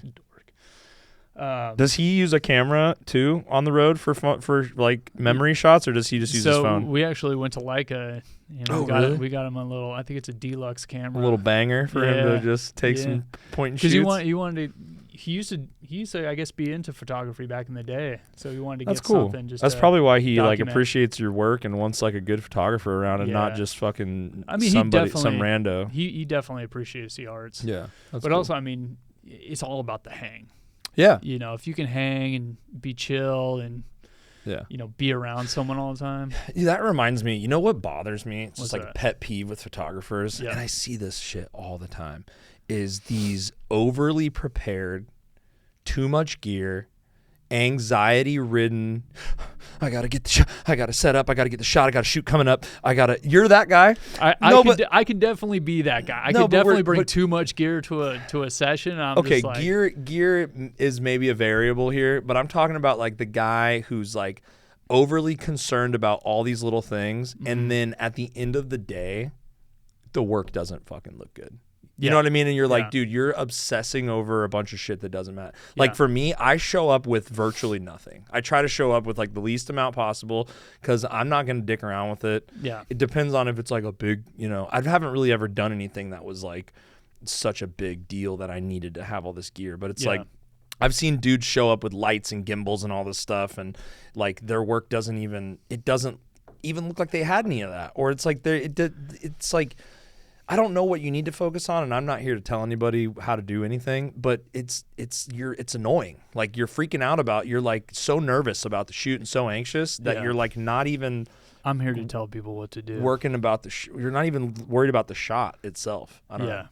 No, I mean that was a great thing about assisting for Aldo is that he was so simplistic in all of his shots. Very minimalist. We never had lights or anything like that. We at one point were shooting an ad for L'Oreal, and so he had these, I think they're called Lols, but they're these hot lights. I mean, there's a reason why they call them hot, because they were physically fucking hot. But it was just a big constant light, and that's usually what it was. I mean, every once in a while we'd use flash, but if you bring too much gear, you have so much shit to worry about, and like you said, you don't usually get what you want. So I always start off super simple and then start adding where I need to add. Like I'll take a bunch of test photos before just to see, is this what I want to get? Is this what I'm envisioning? And then I would start to add in there. So like I'll always bring, a flash, some type of modifier, usually, an octabox or an umbrella, because you could do so much with just that. And then maybe just a fill light, and that's it. And I may not even use any of it. Yeah. But it's like I have it there. Or if I go to a shoot where I'm bare bones, it's like, well, then you got to look at the situation, look at the lighting, and be like, okay, well, what do I have to work with? And some of those situations are actually a little bit more fun because you have to put more thought into it. And I think that's where it separates. I mean, I hate to call myself like a pro, but it separates the amateurs from the pros. I mean, we are pros. We're making a living doing it. You're a pro. Yeah, I just There's people that we aspire that we look up to that are the pros in our minds, but to a lot of people, we're professionals. You know what I mean? Yeah. But yeah, it's like you shouldn't toot your own horn too much, right? Yeah. But yeah, I think it starts to get way too complicated when you're just bringing so much shit to set, and it's like you really don't need all that. Yeah. It's like you start bare bones and then you just start adding things in versus I think a lot of people just bring a bunch of shit and then don't even know what's going on. Dude, yeah. You know? And it's just like it's such a shame when like you're with one of those guys and they're so anxious and like you're like, cool, well like I hope that this all turns out good. Yeah. And then like you see the shots and or what you hire somebody to do something, you're just like, Jesus Christ. Like, Yeah. you know what I mean? Miss the mark or whatever, and it's like you were so worried about the gimbal and the lights and all the bullshit, you know, and changing lenses and all this, and that you didn't even, you know, you weren't focusing on the fucking shit you're supposed to be shooting. I see the food guys do it all the time, dude. Yeah. Where they have the cage and they have like, you know, all this stuff, and it's like I'm rolling in with, you know, I have those little magnetic aperture lights, the little tiny ones. I have 2 of those. I throw them in the bag if I need them. I have a mount on my camera. Yeah, I'm doing video a lot, you know what I mean? And so it's like if I need a video light, I have a good low light camera, so I almost never do. I just crank it up to 16,000 ISO where the dual ISO kicks in, and I'm just slaying handheld with the in-body. I almost never use after a post stabilization. It's just like tight food shot, and it's like everything looks good, and you see these guys, they show up with all their shit, and it's like they're still not even getting the shot. I think they don't know like how to get the shot, and so therefore they're like, well, if I buy all this stuff, you know, it's gas, right? Gear acquisition syndrome. Yeah, gear, dude, that's major. I had it for a minute. I'm kind of like getting back into it because I have to like buy a computer soon, and like I want a new photo rig, like a new photo camera because my A7 III is outdated, a little bit getting to be outdated, so I want like an R5 or something. I was just talking to someone today. It was just like, dude, it's so crazy when I see these pro photographers still using a Canon 5D Mark IV. You know, where it's not a and they're mirrorless. Still pulling good shots out dude, of it. Amazing shots. Yeah. I followed this one girl who does just iPhone photos, and I was like, these are incredible. What's her Instagram? You don't know. Remember? I mean, this is fucking years ago. Oh, okay. But it's like you can really get amazing shots on whatever you use. You just have to know your gear in and out. Yeah. You know, it's like buying the latest and greatest camera really isn't going to get you better shots. Unless you know how to use it, yeah. I mean, but you could still get great shots with older gear too as well. Yeah. You know, it's just you need to know your situation, what you're using it for, and how to use it. It really comes down to the person, you know. Like, for sure. And I actually had this thought recently because I'm working for some like for the area locally, some pretty big clients. Thankfully, I'm blessed, but it's like I had this thought where it's like I always, you know, everybody wants the clients, right? And they think that the clients are going to make your portfolio. And in a way they kind of do, and you kind of need to name drop a little bit to get other businesses in, you know, depending on what you're doing. There's a game to it. Yeah, I work for Tom, so hire me for this. Or I work for Interstellar Barbecue, so hire me for that. Yeah. Whatever. And so, yeah, it helps. But I had this, like, it seems dumb and simple, but I had this realization the other day. I was talking to a photographer friend of mine, and I was like, I make the portfolio. Yeah. It's me. It's still, you could have the biggest client in the world, but you're still going out and you have to do the work and go to the place and do the edits. And it's like we make our portfolio, not the client. Right. Which is, I think people get wrapped up in that. You know what I mean? Yeah, but I mean also like the client is going to want what they want. But that's also, like I said, where the passion project comes in. Like there was a flat lay that I did recently with a whiskey that I got from a friend, and I think it's at the top. Yeah, so that one right next to the motorcycle. Oh, nice. That looks sick. You know, but it's just like. Can you zoom in a little bit on it, Tony, with the like touch bar thing? It's like, or with the. It's just doing things that you like to do, right? It's just fucking around. Like this wasn't a paid project. No, this was just, you know, I was just like, I want to do this, you know, and then no one asked me to do it, and I was like, you know, I just want to fuck around and try something out. Looks really good. Yeah. Did you mount that on something, or was it a handheld? No, I mounted it on a C-stand. Okay. Yeah. Looks sick. But I just did window light, and then I had makes me want that whiskey. You know, you doing it justice. I bet they loved that. Yeah, Whiskey Pete. Shout out to Whiskey Pete, man. This is the shout out episode. This is a shout out episode. Yeah, dude, he's fucking great, man. Any like whiskey questions that I have, I always reach out to that guy. Whiskey Pete. Whiskey Pete. But Yeah, dude. Just making photos, not taking photos. Yeah, it's huge. It is, for sure. Couple more things, and then we'll watch some videos and get out of here if you're down. Yeah. I just have some stupid fitness videos I pulled for you to get your eyes on, dude. Keeping it subject relevant or keeping it guest relevant here. But I wanted to just know, I didn't want to talk too much about the Tom stuff because I wanted this to be more about you. You know what I mean?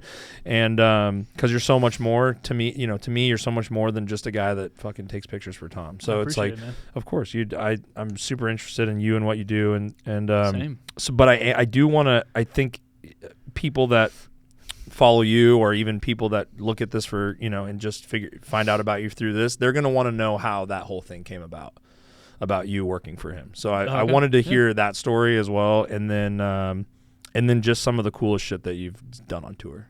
You know what I mean, with him. So it's just like, how did that come about? So I was working for a small mom and pop fitness studio called Impact Fitness in California, and it was just a really small studio. So it was me and a husband and wife. And so we'd have, different celebrities that would come in, people that didn't want to be around the public, just to have a place to come in and work out. So we do individual sessions and we do group sessions of usually about 4 people. And Tom just popped in one day. He found us, and is that how Hollywood works and shit? Is like random celebrities just walk into these places? Or? I don't know, dude. I mean, fate. Yeah, like I trained George Pardo. I don't know what that is. He was Easy Reyes on the Mayans. I don't know. I'm sorry. That's all right. That's all right. I'm He's an not idiot. that big of a deal. Is he? No, I fucking love him. Okay. He's great. But I got him through, one of my best friends. So it's just their daughters were at school together, and that's just how I got connected. So with Tom, it's just like he just popped in there one day, and he's like, this guy looks like me, kind of. Yeah. Well, no, like, so he was training with the husband and wife, Micah and Allie. Okay. And then, we'd constantly rotate clients, so that way clients would be able to work with different people, just not the same person all the time. Mm-hmm. And then, me and Tom were just working out together all the time and kind of became friends, and like we'd go hiking and stuff like that. And so I pitched to him an idea of, hey, why don't we do like a behind the scenes of what it's like to be a comedian on tour? Because at this point he was doing the Ball Hog tour. Mm-hmm. And this is like a couple specials deep for him, right? Yeah. Netflix 3. Yeah. He's already. I think he already had like 2 or 3 out for sure. He's already fucking. Yeah. Yeah. And like I wasn't big into comedy. Like I didn't know a lot of comedians. And so I pitched him this idea, and he's like, yeah, sure, come out to Canada. He's like, we're going to do this run in Canada. We'll do this thing. But I think really in his mind, he's like, well, just train me when we're out in Canada. Because he didn't know that I took photos. Oh, okay. Yeah. So I met him in Canada. I flew out there. And as soon as I got out there, he was super fucking sick. Just nice. No, I mean, like actual sick. Like deathly sick, like because at that point, like his immune system was so bad, he would just get sick all the time. This is still overweight Tom, fat Tom. This is still overweight Tom. Okay. Like he was working out, but he was starting the journey. Yes. Okay. So when I got out, we didn't even train. It was just like we always say like he was patient zero for COVID, because this is in 2019. Oh, okay. And so we're on the east coast of Canada. Yeah. It was like, maybe it was COVID at the time. Interesting. So like we didn't even train, so I was just like, well, fuck. I was like, do you mind if I take photos? And he's like, yeah, sure. So I would take photos at the show, and then he ended up liking them, and I did video and stuff like that, and we put out some stuff, and yeah, I mean, the rest is kind of history. The rest is kind of history. Like we did the Sober October stuff. Okay, so you were there through that, the first time they ever did that. Yeah, that was pretty big, like content wise, and like as far the fans loved that shit. Like we did the shooting over at Terran Tactical. We did we did the flying lesson, and I fucking hate flying. Oh, even to this day, like I fucking do not like flying. Like, did you do that stuff that he was talking about the other day with his mom? Yes. Oh, you did that. Wait, what was he talking about though? He talked on the podcast this week about how he took his mom in a plane. They haven't released the video or something. Oh, in the helicopter. Or something. I don't know what it yeah, was. I wasn't in the helicopter. Okay. I was not going to get in the helicopter. Yeah, because you knew what was going to happen. Well, I knew what was going to happen, but also like we took a couple of helicopters on this tour, and being in a helicopter, that was the first time I've ever done it. Like when I get into these situations, I almost like turn off everything, and I'm just like, all right, here we go, But the whole time I'm fucking freaked the fuck out. And you're supposed to be taking videos or pictures of this Bro, shit. it is rough. It is rough. Helicopter flying lesson? Is that what it was? Or plane flying? Well, he's been taking helicopter flying lessons, but when we did the Sober October thing, he was doing a flying lesson in planes. In a plane. Oh my god. So it wasn't a Cessna, it was, I can't even remember what plane it was. This was a plane that had a fucking parachute. So if the engine cut out, a fucking parachute would deploy from the top and it would float the plane down. Oh my god. Fuck that. So I'm like, all right, we'll set up GoPros. And he's like, no, you're coming in the plane with me. And I'm like, oh, no. Yeah. I'm like, no. And he's like, come on, man. Don't be a pussy. Did he give you that? Did he give you the don't be a bitch? Dude. Do you guys do that to each other? Oh, yeah, for sure. Yeah. We Don't definitely be a pussy. We definitely talk a lot of shit. But so I had to sit in the back of this airplane, and I'm just like trying to take video and just like pissing yourself, dude, the whole time. I mean, was it like a biplane, like a 2-seater? So there was thing? 2 seats in the front, and there was a bench seat in the back. There wasn't a lot of room, but it was enclosed. It was enclosed. It's not like one of those ones where your head No, is like Amelia no, Earhart. no, fucking no. okay. But yeah, so you grid it, and we're not doing crazy maneuvers. We're just kind of flying around the coast, and I mean it was beautiful. But it's like, then we go into landing, and like the coach has controls over the airplane, but he lets the other person do a lot. Oh, it's like of a it. car with 2 steering wheels. Yes. Oh. So I'm like, fuck, he's gonna let him land this plane? I'm like, we're gonna fucking die. But I mean, I'm here today. So You're here today. That's good. That's but crazy. There's been situations where I'm just like, have you met like? Is there anybody cool like bucket list celebrities you've met, kind of being at these shows or shooting for him? Like any cool, like I don't know. I don't. Are you cool? Are you into the cool? Like, you think that stuff's cool at all? You know what I mean? Or are you not into that stuff? Really? I'm not like super blown away. I mean. Probably jaded at this point. I met Ozzy Osbourne one time, and that was like holy. I met him in a fucking bathroom. That's when I worked at Guitar Center. So we do the rock walks, and he was inducted into the rock walk. And I go up to take a piss, and I'm waiting for someone to get out of the bathroom, and it's fucking Ozzy, and I'm like, how's Sharon? Yeah. Just like I don't know. know. I'll wash my hands. Get out of the way. Bro, it was That's like, I don't know what so the sick. fuck to say to this guy. And you can't shake his hand because he just got done shitting. Bro, at that point, I didn't really give a fuck. I'm like, fuck, I'll Did you shake his hand? His shit hand? No, I didn't shake his hand at all. I was just like, I didn't know what to do. Was he shitting? I don't know. Oh. I don't think he was. That would have been awesome. But so Brad Pitt came to one of the shows when we were in Hollywood. Oh, okay. I think I heard about that. And I mean, he's the most disarming guy. So it's like, What do you mean by that? Because his presence is so huge.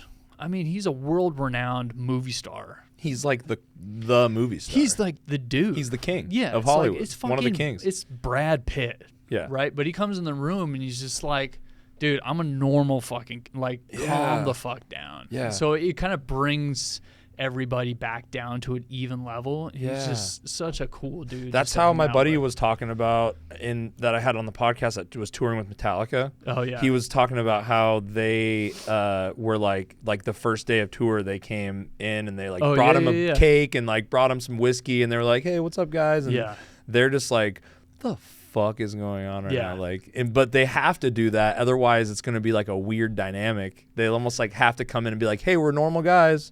You know what I mean? Yeah. Well, I think, especially when it comes to someone like Metallica, I think they know that it's like, we're this huge band. They have to be self-aware. But they're just like, dude, we're just fucking people that made it, Yeah. I mean, that's really, we went to the Metallica show. Me and my buddy Tom Robb, he was Metallica's security for 18 years. And so we went to the show out in Dallas, and it's like meeting Kirk Hammett for the first time. I'm like, it's fucking... As a guitarist, too. Yeah, I'm like, it's fucking Kirk Hammett. Like Robert Trujillo, he used to pop into Whole Foods when I worked there out in the Valley in California. And I mean, he's the nicest dude. But I'm like, fuck, it's Kirk Hammett. And he's just like, hey, what's up, man? He's just... I'm Kirk. Yeah, just totally disarming, just shooting the shit. So that's what you mean by disarming, I guess, is just that they take no, that weird celebrity. There's no ego. Off of it's there. like, Okay. it's not like I'm better than you. Right. You know? But as far as like meeting, bucket list people on tour, I mean, no. Jason Momoa, fucking awesome. That's cool. That was from so a fitness point of view too. It's probably kind of cool, right? Because he's fit, dude, right? I mean, works out hard. And, yeah. That story. So like, we were in Auckland in New Zealand, and me and Tom were going to go on a hike, and I'm like, well, let's go grab some waters from the gym. So I go to the gym. I go and grab. Are you in a hotel? I'm in a hotel. Okay. I go and I grab waters, and I'm like, holy shit, Jason Momoa's in here. So I go back and I meet Tom in the lobby, and I'm like, dude. Yeah, I'm like, fucking Jason Momoa's in the gym. You're like, He's don't shit your pants, Tom. But he's Jason, like, really? I'm like, yeah. And so I'm like, dude, I have an in. And he's like, what? And I'm like, yeah. So we go. He's like, well, let's go back. So we go back to the gym, pretend like we're grabbing waters again. Like Jason finishes up his set, and I'm like, hey, what's up, man? We have a mutual friend, Mike, who I worked with at Guitar Center. Amazing blues guitar player. This guy is fucking... So you guys had a muitul friend. Yeah, so I don't know how him and Mike became friends, but I think he gave Mike a guitar. Like, he's been out to his shows. He posted about it recently, going out to one of his shows. He was in the mosh pit at a Metallica show. There's video of that. Yeah, him and cool guy. Mike. I think Mike Beltran was there too as well. And so we started talking about Mike and like how I knew him and blah blah blah. And he's like, "Well, what are you guys doing here?" And Tom's like, "Oh, we're doing comedy shows." And he's like, "Oh, that's cool. Where are you playing at?" And he's telling him all about like Australia and stuff like that. He didn't know who Tom was. He didn't know who he was. So then like Tom's talking to him, and then he just like takes a step back, and he's like, holy shit. And he starts freaking out. He's walking around he's like, holy fuck. He's like, hold on. He got starstruck for a minute? Not starstruck, but he had the realization of who it was. Oh, he didn't even realize who it was? He didn't realize who when it was. you said Jason Momoa, he didn't realize it was No, Tom knew it was Jason. Jason didn't know it was Tom. Oh, Yeah. okay. So Jason did know who it was after all. Yes. Okay, at I the see. End. At the end. So Jason's like, he's like freaking out. He's like, hold on. He's like, I got to call someone. So he's trying to FaceTime someone, right? And so this person didn't pick up, and he goes, dude, you are a fat fuck. And he goes, literally, he's like, last night I was just watching your special. The old one or the something? old one. So he's watching, I think, like mostly stories where he was big. Yeah.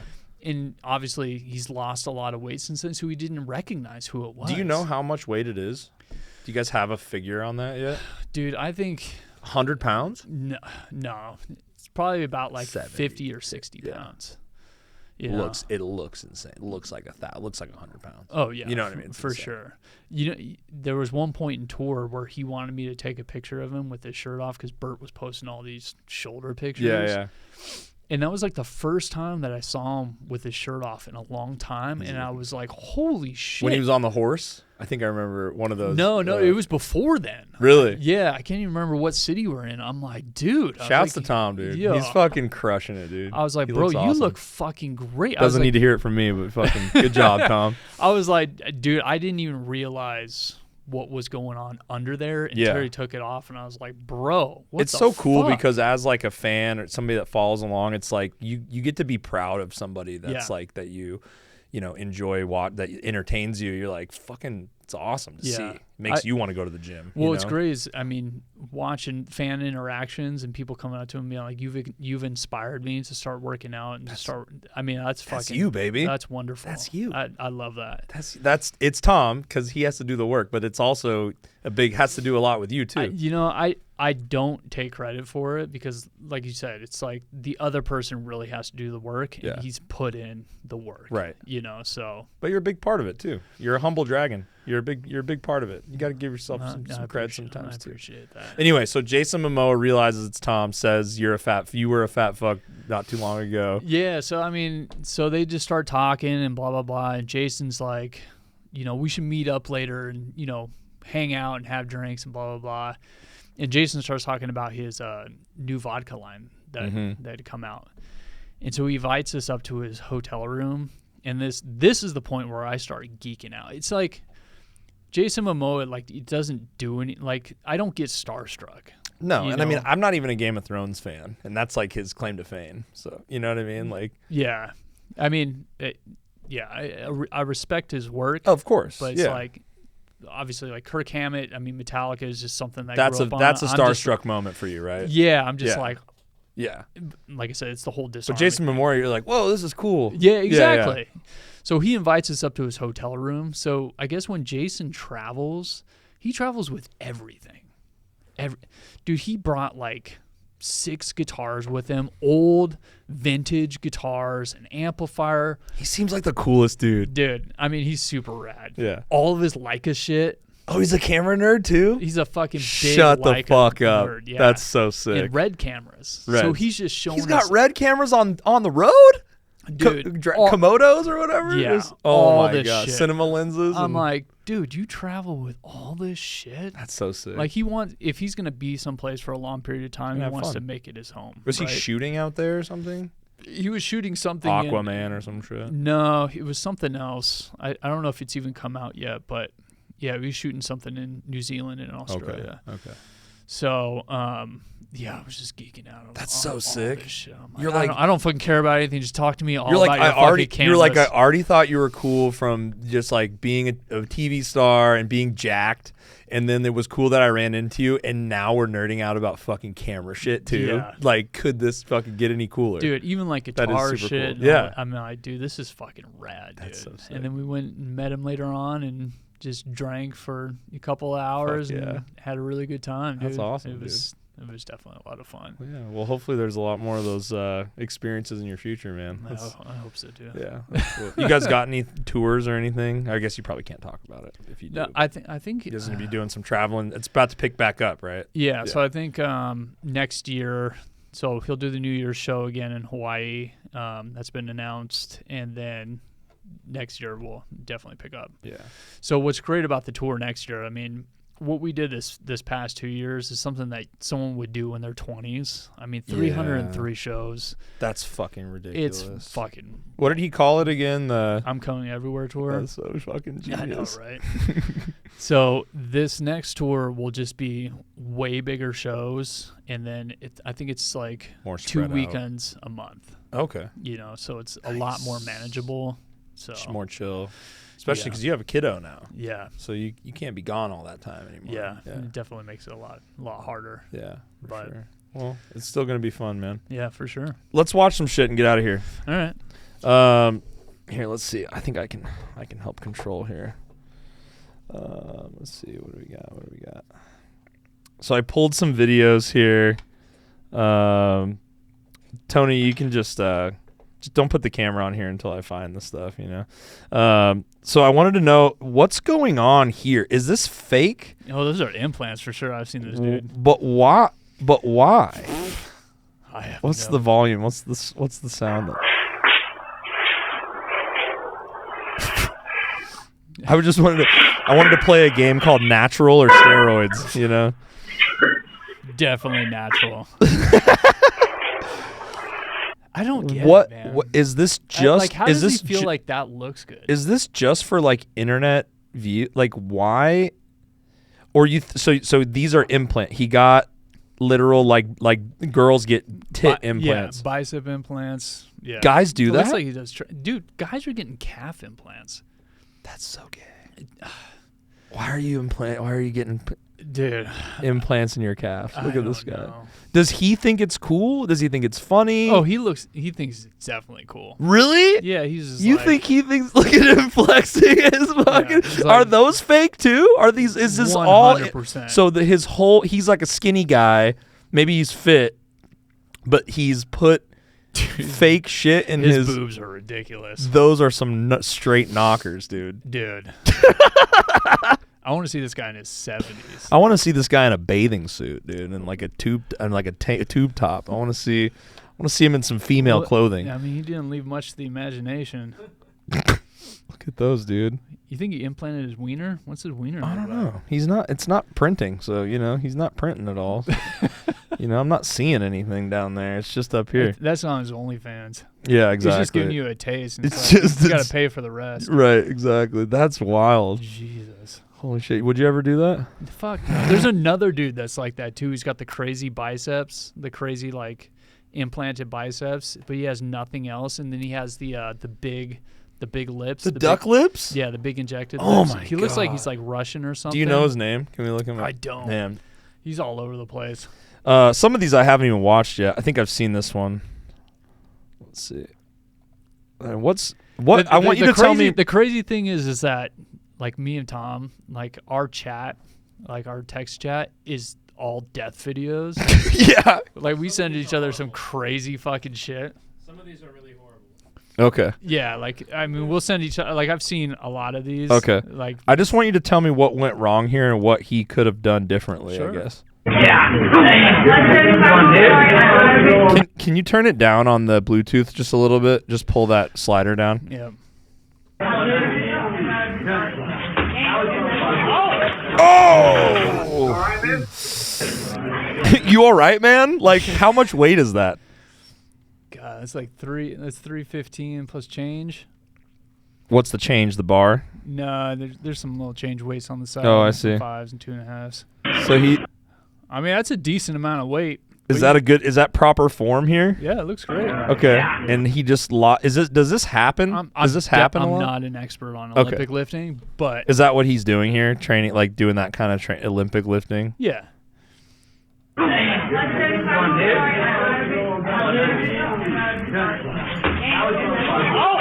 So he goes for the jerk and doesn't lock out, and he tried to ditch the bar. And instead He tried to ditch- push it back, like get rid of it. Yeah, some people will jump in front of it, or they'll push it forward. Yeah. And who knows what's in front of him? So maybe he didn't want How to do bad that. do you think the injury was here? I mean, I saw one recently So he's got it up on his where chest. a guy tries to ditch it and it fucking hits him in his cervical spine and it paralyzes him. I was like, dude, that is so terrible. I'm like, dude, that is. I don't understand the Olympic weight. Like, lift the amount of weight you need to lift to be healthy and get jacked. Like, why do you need to fucking do this? There was a young kid recently that was I think he was a bodybuilder. I mean, he was in his 20s and he was squatting a heavy amount of weight. I don't want to say it was something that he couldn't do, but it was definitely more than he could do. Yeah. And he tried to ditch it and didn't ditch it, and it fucking killed him. Yeah, at like 20-some years old. Like he was well known on the internet. And Oh, I think I might have seen somebody like do an RIP post about that guy. Terrible. But I think it shattered one of his vertebrae and just. I hope this guy is okay, at least. It looks like he kind of escaped it a little bit. It hit it. Oh, no. It's like right down on his lower back, bro. Like right above his ass. It looks like it hit. Oh, look. That's painful, dude. You think what do you think his chances are of being okay, walking out of that? I mean, it looks pretty good. It's doable. He's fine. I love the "you all right, dude" at the end. Like, All right, man. Hey, bro, you cool? you all right, dude? You cool? You're good. Get up, pussy. Yeah. Don't be a bitch. You didn't shit yourself, so you're all right. Oh my fucking god! You didn't lose your bowels. You ever had an accident like that? And while you're at any crazy story at the gym where you're fucking drop some weights? No, thank God. I don't bite off more than I could chew. I had a buddy of mine who was Fuck, at Tony. I'm scared of some of these, dude. I haven't looked at any of these. Oh my god. Those are the only two I've seen. I've seen that one. No, no, no, no, no, no, no, no, ACL no, no, snaps. no, no, no, no, no, no, no. You can hear it, bro. Oh, You can no, hear it. no. Oh, no, no, no, dude. That's brutal. That is fucking Oh, shit. Oh, brutal. God. Bro unlocked 2 more disabilities. Where's that what it says in the comments? Yeah. Oh, my fuck. The comments section is so ruthless. Yo, dude, he had 1 more. Oh, shit. What happened here? Why did this happen? Can you? Is it just too much weight? His knees were fucked up. What was that popping? Who knows? I mean, I could have been His ACL, leg? LCL, MCL. I mean, It looked like it was this leg, yeah. like broken half. That was a bone. That had to be a bone snapping, That's right? a great stretch right there. Do You think he got up from that and was just like, fuck, I feel loose now. I could definitely go again. do like when you tear your ACL, it doesn't pop like that. That's a bone, right? That has to be a bone noise. I mean, that's a fucking ligament, dude. Oh, it's so hard to watch. Fuck. Don't lift weights that big, dude. I can't have you fucking hurting yourself like this. Dude, Oh, I don't want to fucking watch this. No! Hyperextended, man. No! Oh, no. I've seen so many of those. Oh, no, no, no. Oh, he missed it. What He missed the lock. So he tried to lock it in with that thing at the bottom. Which thing? Sorry. So, this? No, go up. Right there. This? Yeah. So that will lock in the weight. And then you can start doing reps? No. Then you're done. So he obviously finished his set, and he tried to lock in the weight, and it didn't lock. So what's weird about those machines, I think it's usually like a down motion, and then you got to slowly set it down. But it's like if you're fully fatigued, it's like I would assume that he can't hold up the weight anymore, and then he tried to drop into it, and it didn't lock. And that fucking leg hyperextend. Oh, I see. He slips his hand back there. Yeah, see how he's pushing down on it?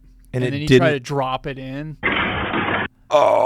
Oh. So what's the recovery time on that, you think? Fuck, I don't know. Couple months out of the gym? 6 months? Definitely a couple months. God. Oh, fuck. I saw a girl doing that, and I can't even remember what the name of the exercise is called. And her fucking knee popped, and it was just like, oh my. She took it like a champ. Like, she just sat there, and she's like, little help. And it's like, oh my God.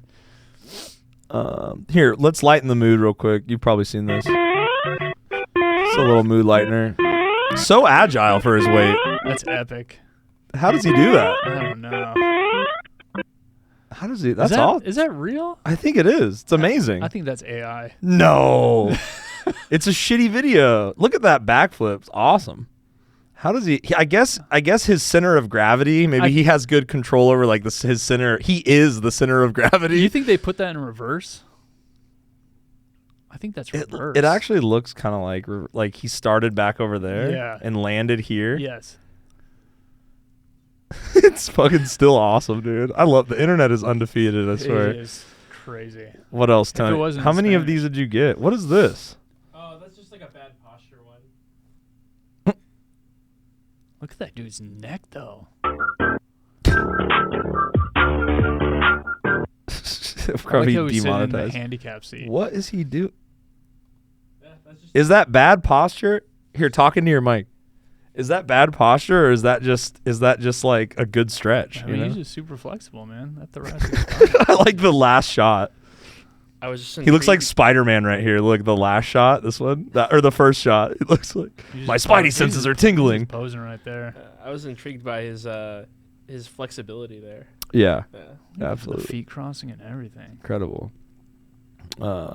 See another bad posture one. Yeah, it's like a contortionist one. Whoa. What do they call those dancers?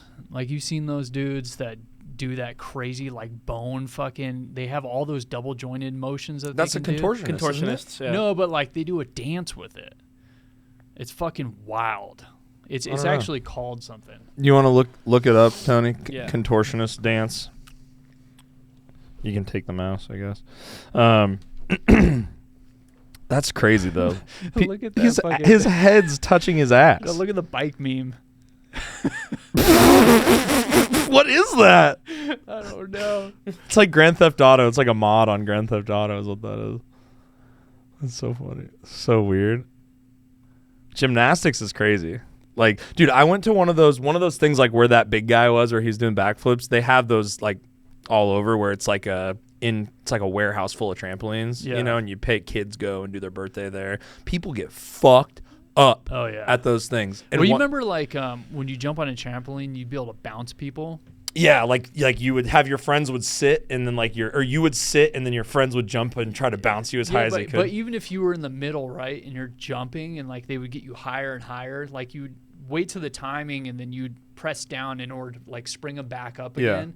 I've seen videos where like the person comes down and they go to do that and their legs buckle and they dude, it's Oh, like, oh my fuck. God, that's painful. Mutants of Dance.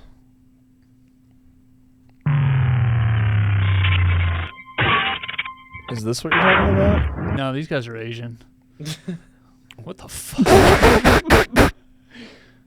Okay, this is not what. This is not what you're looking for, but it's oh. Jesus. He looks like Gargoyles. You remember Gargoyles, the Oh, old yeah. show? But yeah, they would do shit like that. Mm-hmm. Yeah. Weird. Just all that double jointed shit. Let's see what else we got in this folder here, and I'll let you get out of here, man. Well, we can actually just turn the cameras off and drink whiskey and hang out for a little longer. Let's see what this one's about. What's this? What is that?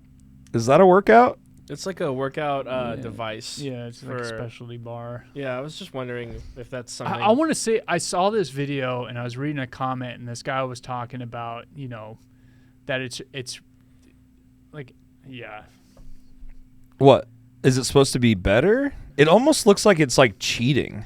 I was wondering. Like it almost because- looks like it's not as good of a workout as if he had his hands just right there and he was doing the press. Well, people are talking about like the amount of weight that he has on the bar because it's just tens. Oh yeah, like so it's maybe 40, 150 it's 50 like pounds on each 155, side. Yeah, 165, somewhere around there. it's weird, dude. When we were talking about workout partners, I've worked out with you twice. Coming out to your apartment gym, and I retain so much of that. I'm like, I need to get another one of those in because like I put my head to the bar, put my shoulder blades in when I'm doing my bench press, and like all these little things that like I never knew before. Yeah. And like I feel like if you have somebody teach you stuff like that, I feel like it can change the way you approach going to the gym. Because sometimes I'll go to the gym and I'll be like, what the fuck am I even gonna do in here? Yeah. And I feel like that's a big thing with people that like are trying to get into fitness stuff. Yeah, a lot of people, they just don't know what to do. But I think it's the same thing with like diet. It's like too much variation. It's like you don't really adapt. Mm-hmm. What else we got in here, Tony? This one? What's this? I guess Oh, shit. crazy physique. Jacked.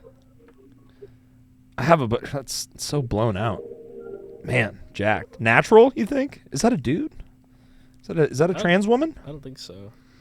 Is that a natural woman? Can I send a video? Yeah, airdrop it to Taylor's MacBook, and Tony or I can pull it up right here. I have other funny videos I could show that I've shown before, but I wanted to keep it fitness related here. Oh, you want to keep it fitness related? Oh, I mean, we don't have no. Like you send me whatever, but the stuff I was gonna show you. Check out this. Actually, we'll go off the fitness real quick. Look at this. This is a bear. This is a bear with a tapeworm in its ass. Look at this. Look how long this tapeworm in its ass is. It looks like.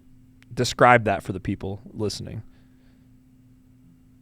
That can't be a tapeworm. That dude. is. It's what it is. No way. That's what it says. It's the internet. It doesn't lie. It's a tapeworm living inside a bear. I think 30 100 was just like, I'm gonna shoot this motherfucker with a fucking harpoon. No, dude. There's like, look at that. It's like there's a bunch of strands. It looks like there's a bunch of power lines coming out of his ass. Dude, he's into fucking Italian food. This is just fettuccine, dude. Dude. He's just not on his diet game. That shit is al dente. That is al dente, dude. What is raw, dude. Did you send it? I don't know if I can. Are you not seeing it? Airdrop it? You can. You should be able to. Let me just text it to you, and you can. Yeah, I'll do it.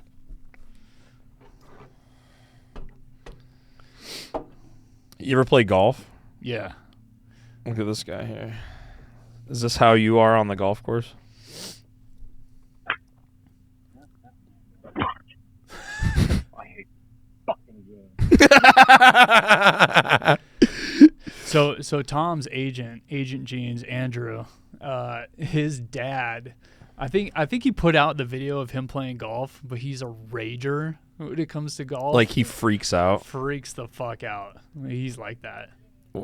Hilarious. Oh, I see. You can share. Okay, share to MacBook Pro.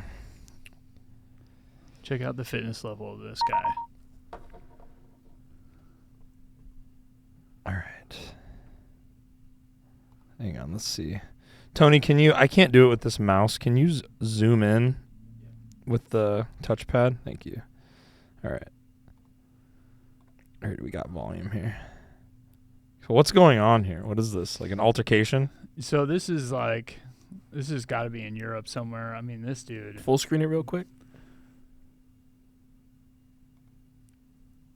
He's a Oh, I guess zoom out now for full screening. Yeah. So obviously this guy is drunk. Let's try to center it up. Yeah. The All bar. And it's the bouncer he's dealing with. Yes, but this guy is no small person. Did he just grab his nipples? Yeah, so look at the fucking size of this guy. I don't know what flag that is. He's like a fucking Finland fucking jacked Viking guy. When we were in Iceland, the security guards in Iceland were ginormous. Just mutant humans. Dude. Bigger than you?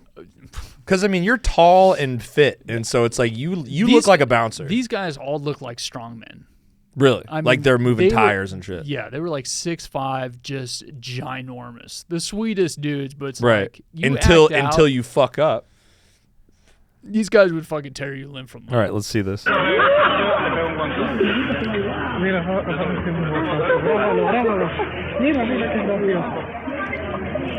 guy's dancing. You know, he's kind of talking shit too. It looks like he's kind of talking shit. Look how fucking big that security guard is. He's just laughing at him.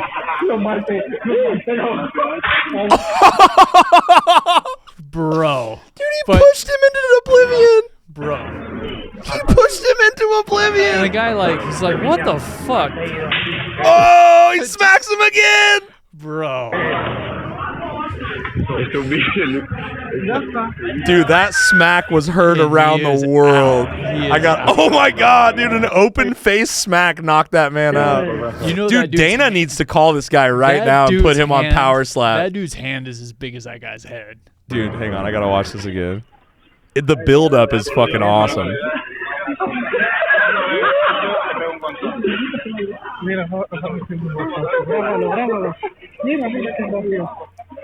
He pushes him into oblivion right here, dude. You see that sway that he just had? He's like, I'm going to do it now. No, I'm going to wait. Just effortless. And he pushed him like 10 feet. Bro. Barely touched him and threw him. And he comes back for more? The fucking slap heard around the world. And he's just out like a light. Out.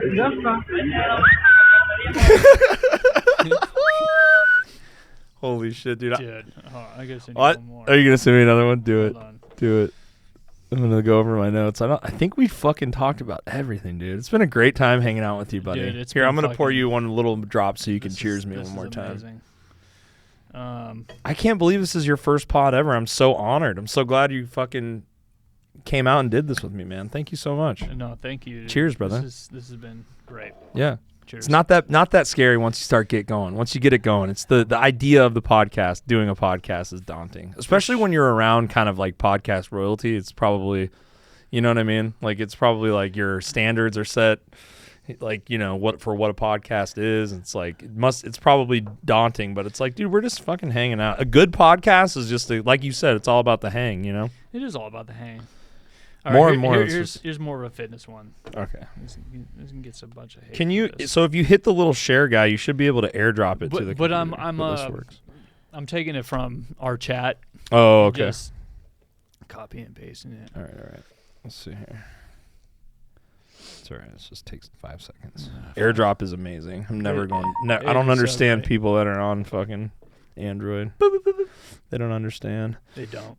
Okay. Let's see.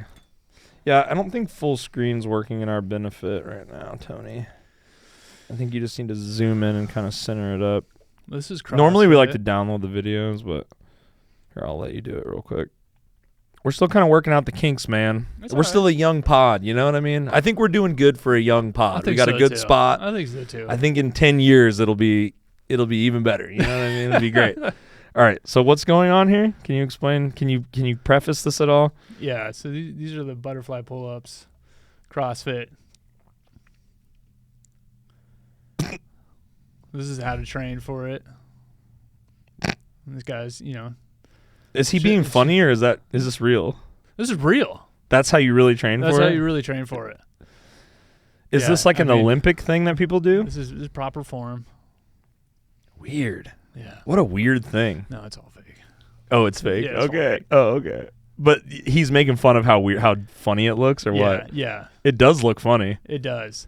I mean, it is really hard to do, especially just to be able to string them together. Because you have to do so many in a row. Yeah. It's just Look to at be this. able to get that kipping in there. Those are all ladies too. It looks like. Dude, the CrossFit women are fucking beasts, dude. Mm-hmm. Beasts. I hope to be as beast as a CrossFit woman one Dude, day. I wanted to be a CrossFitter for so long. Rich Froning was like, I was a Rich Froning fanatic. I was like, I want to fucking be that guy. Yeah. I mean, absolutely amazing athlete. Well, I think that's a good spot to wrap it up, dude. All right. I really, really appreciate you coming out I here appreciate and you fucking having me. talking to me. No, And, it's been amazing. dude, Thank you. let's hang out more and For sure. fucking take some photos. I'm You know what I down. mean? Keep grinding. Thanks for you're an inspiration to me for fitness and photography and just kind of keeping on my grind. And so I appreciate you for that. I appreciate it, man. And just we'll do this again. I had fun. I'm You down. do it again? Oh, yeah, for sure. Hell yeah. Run that fucking outro, Tony. Let's go. Actually, hang on. Plug your stuff first so people can follow you. Know where to follow you.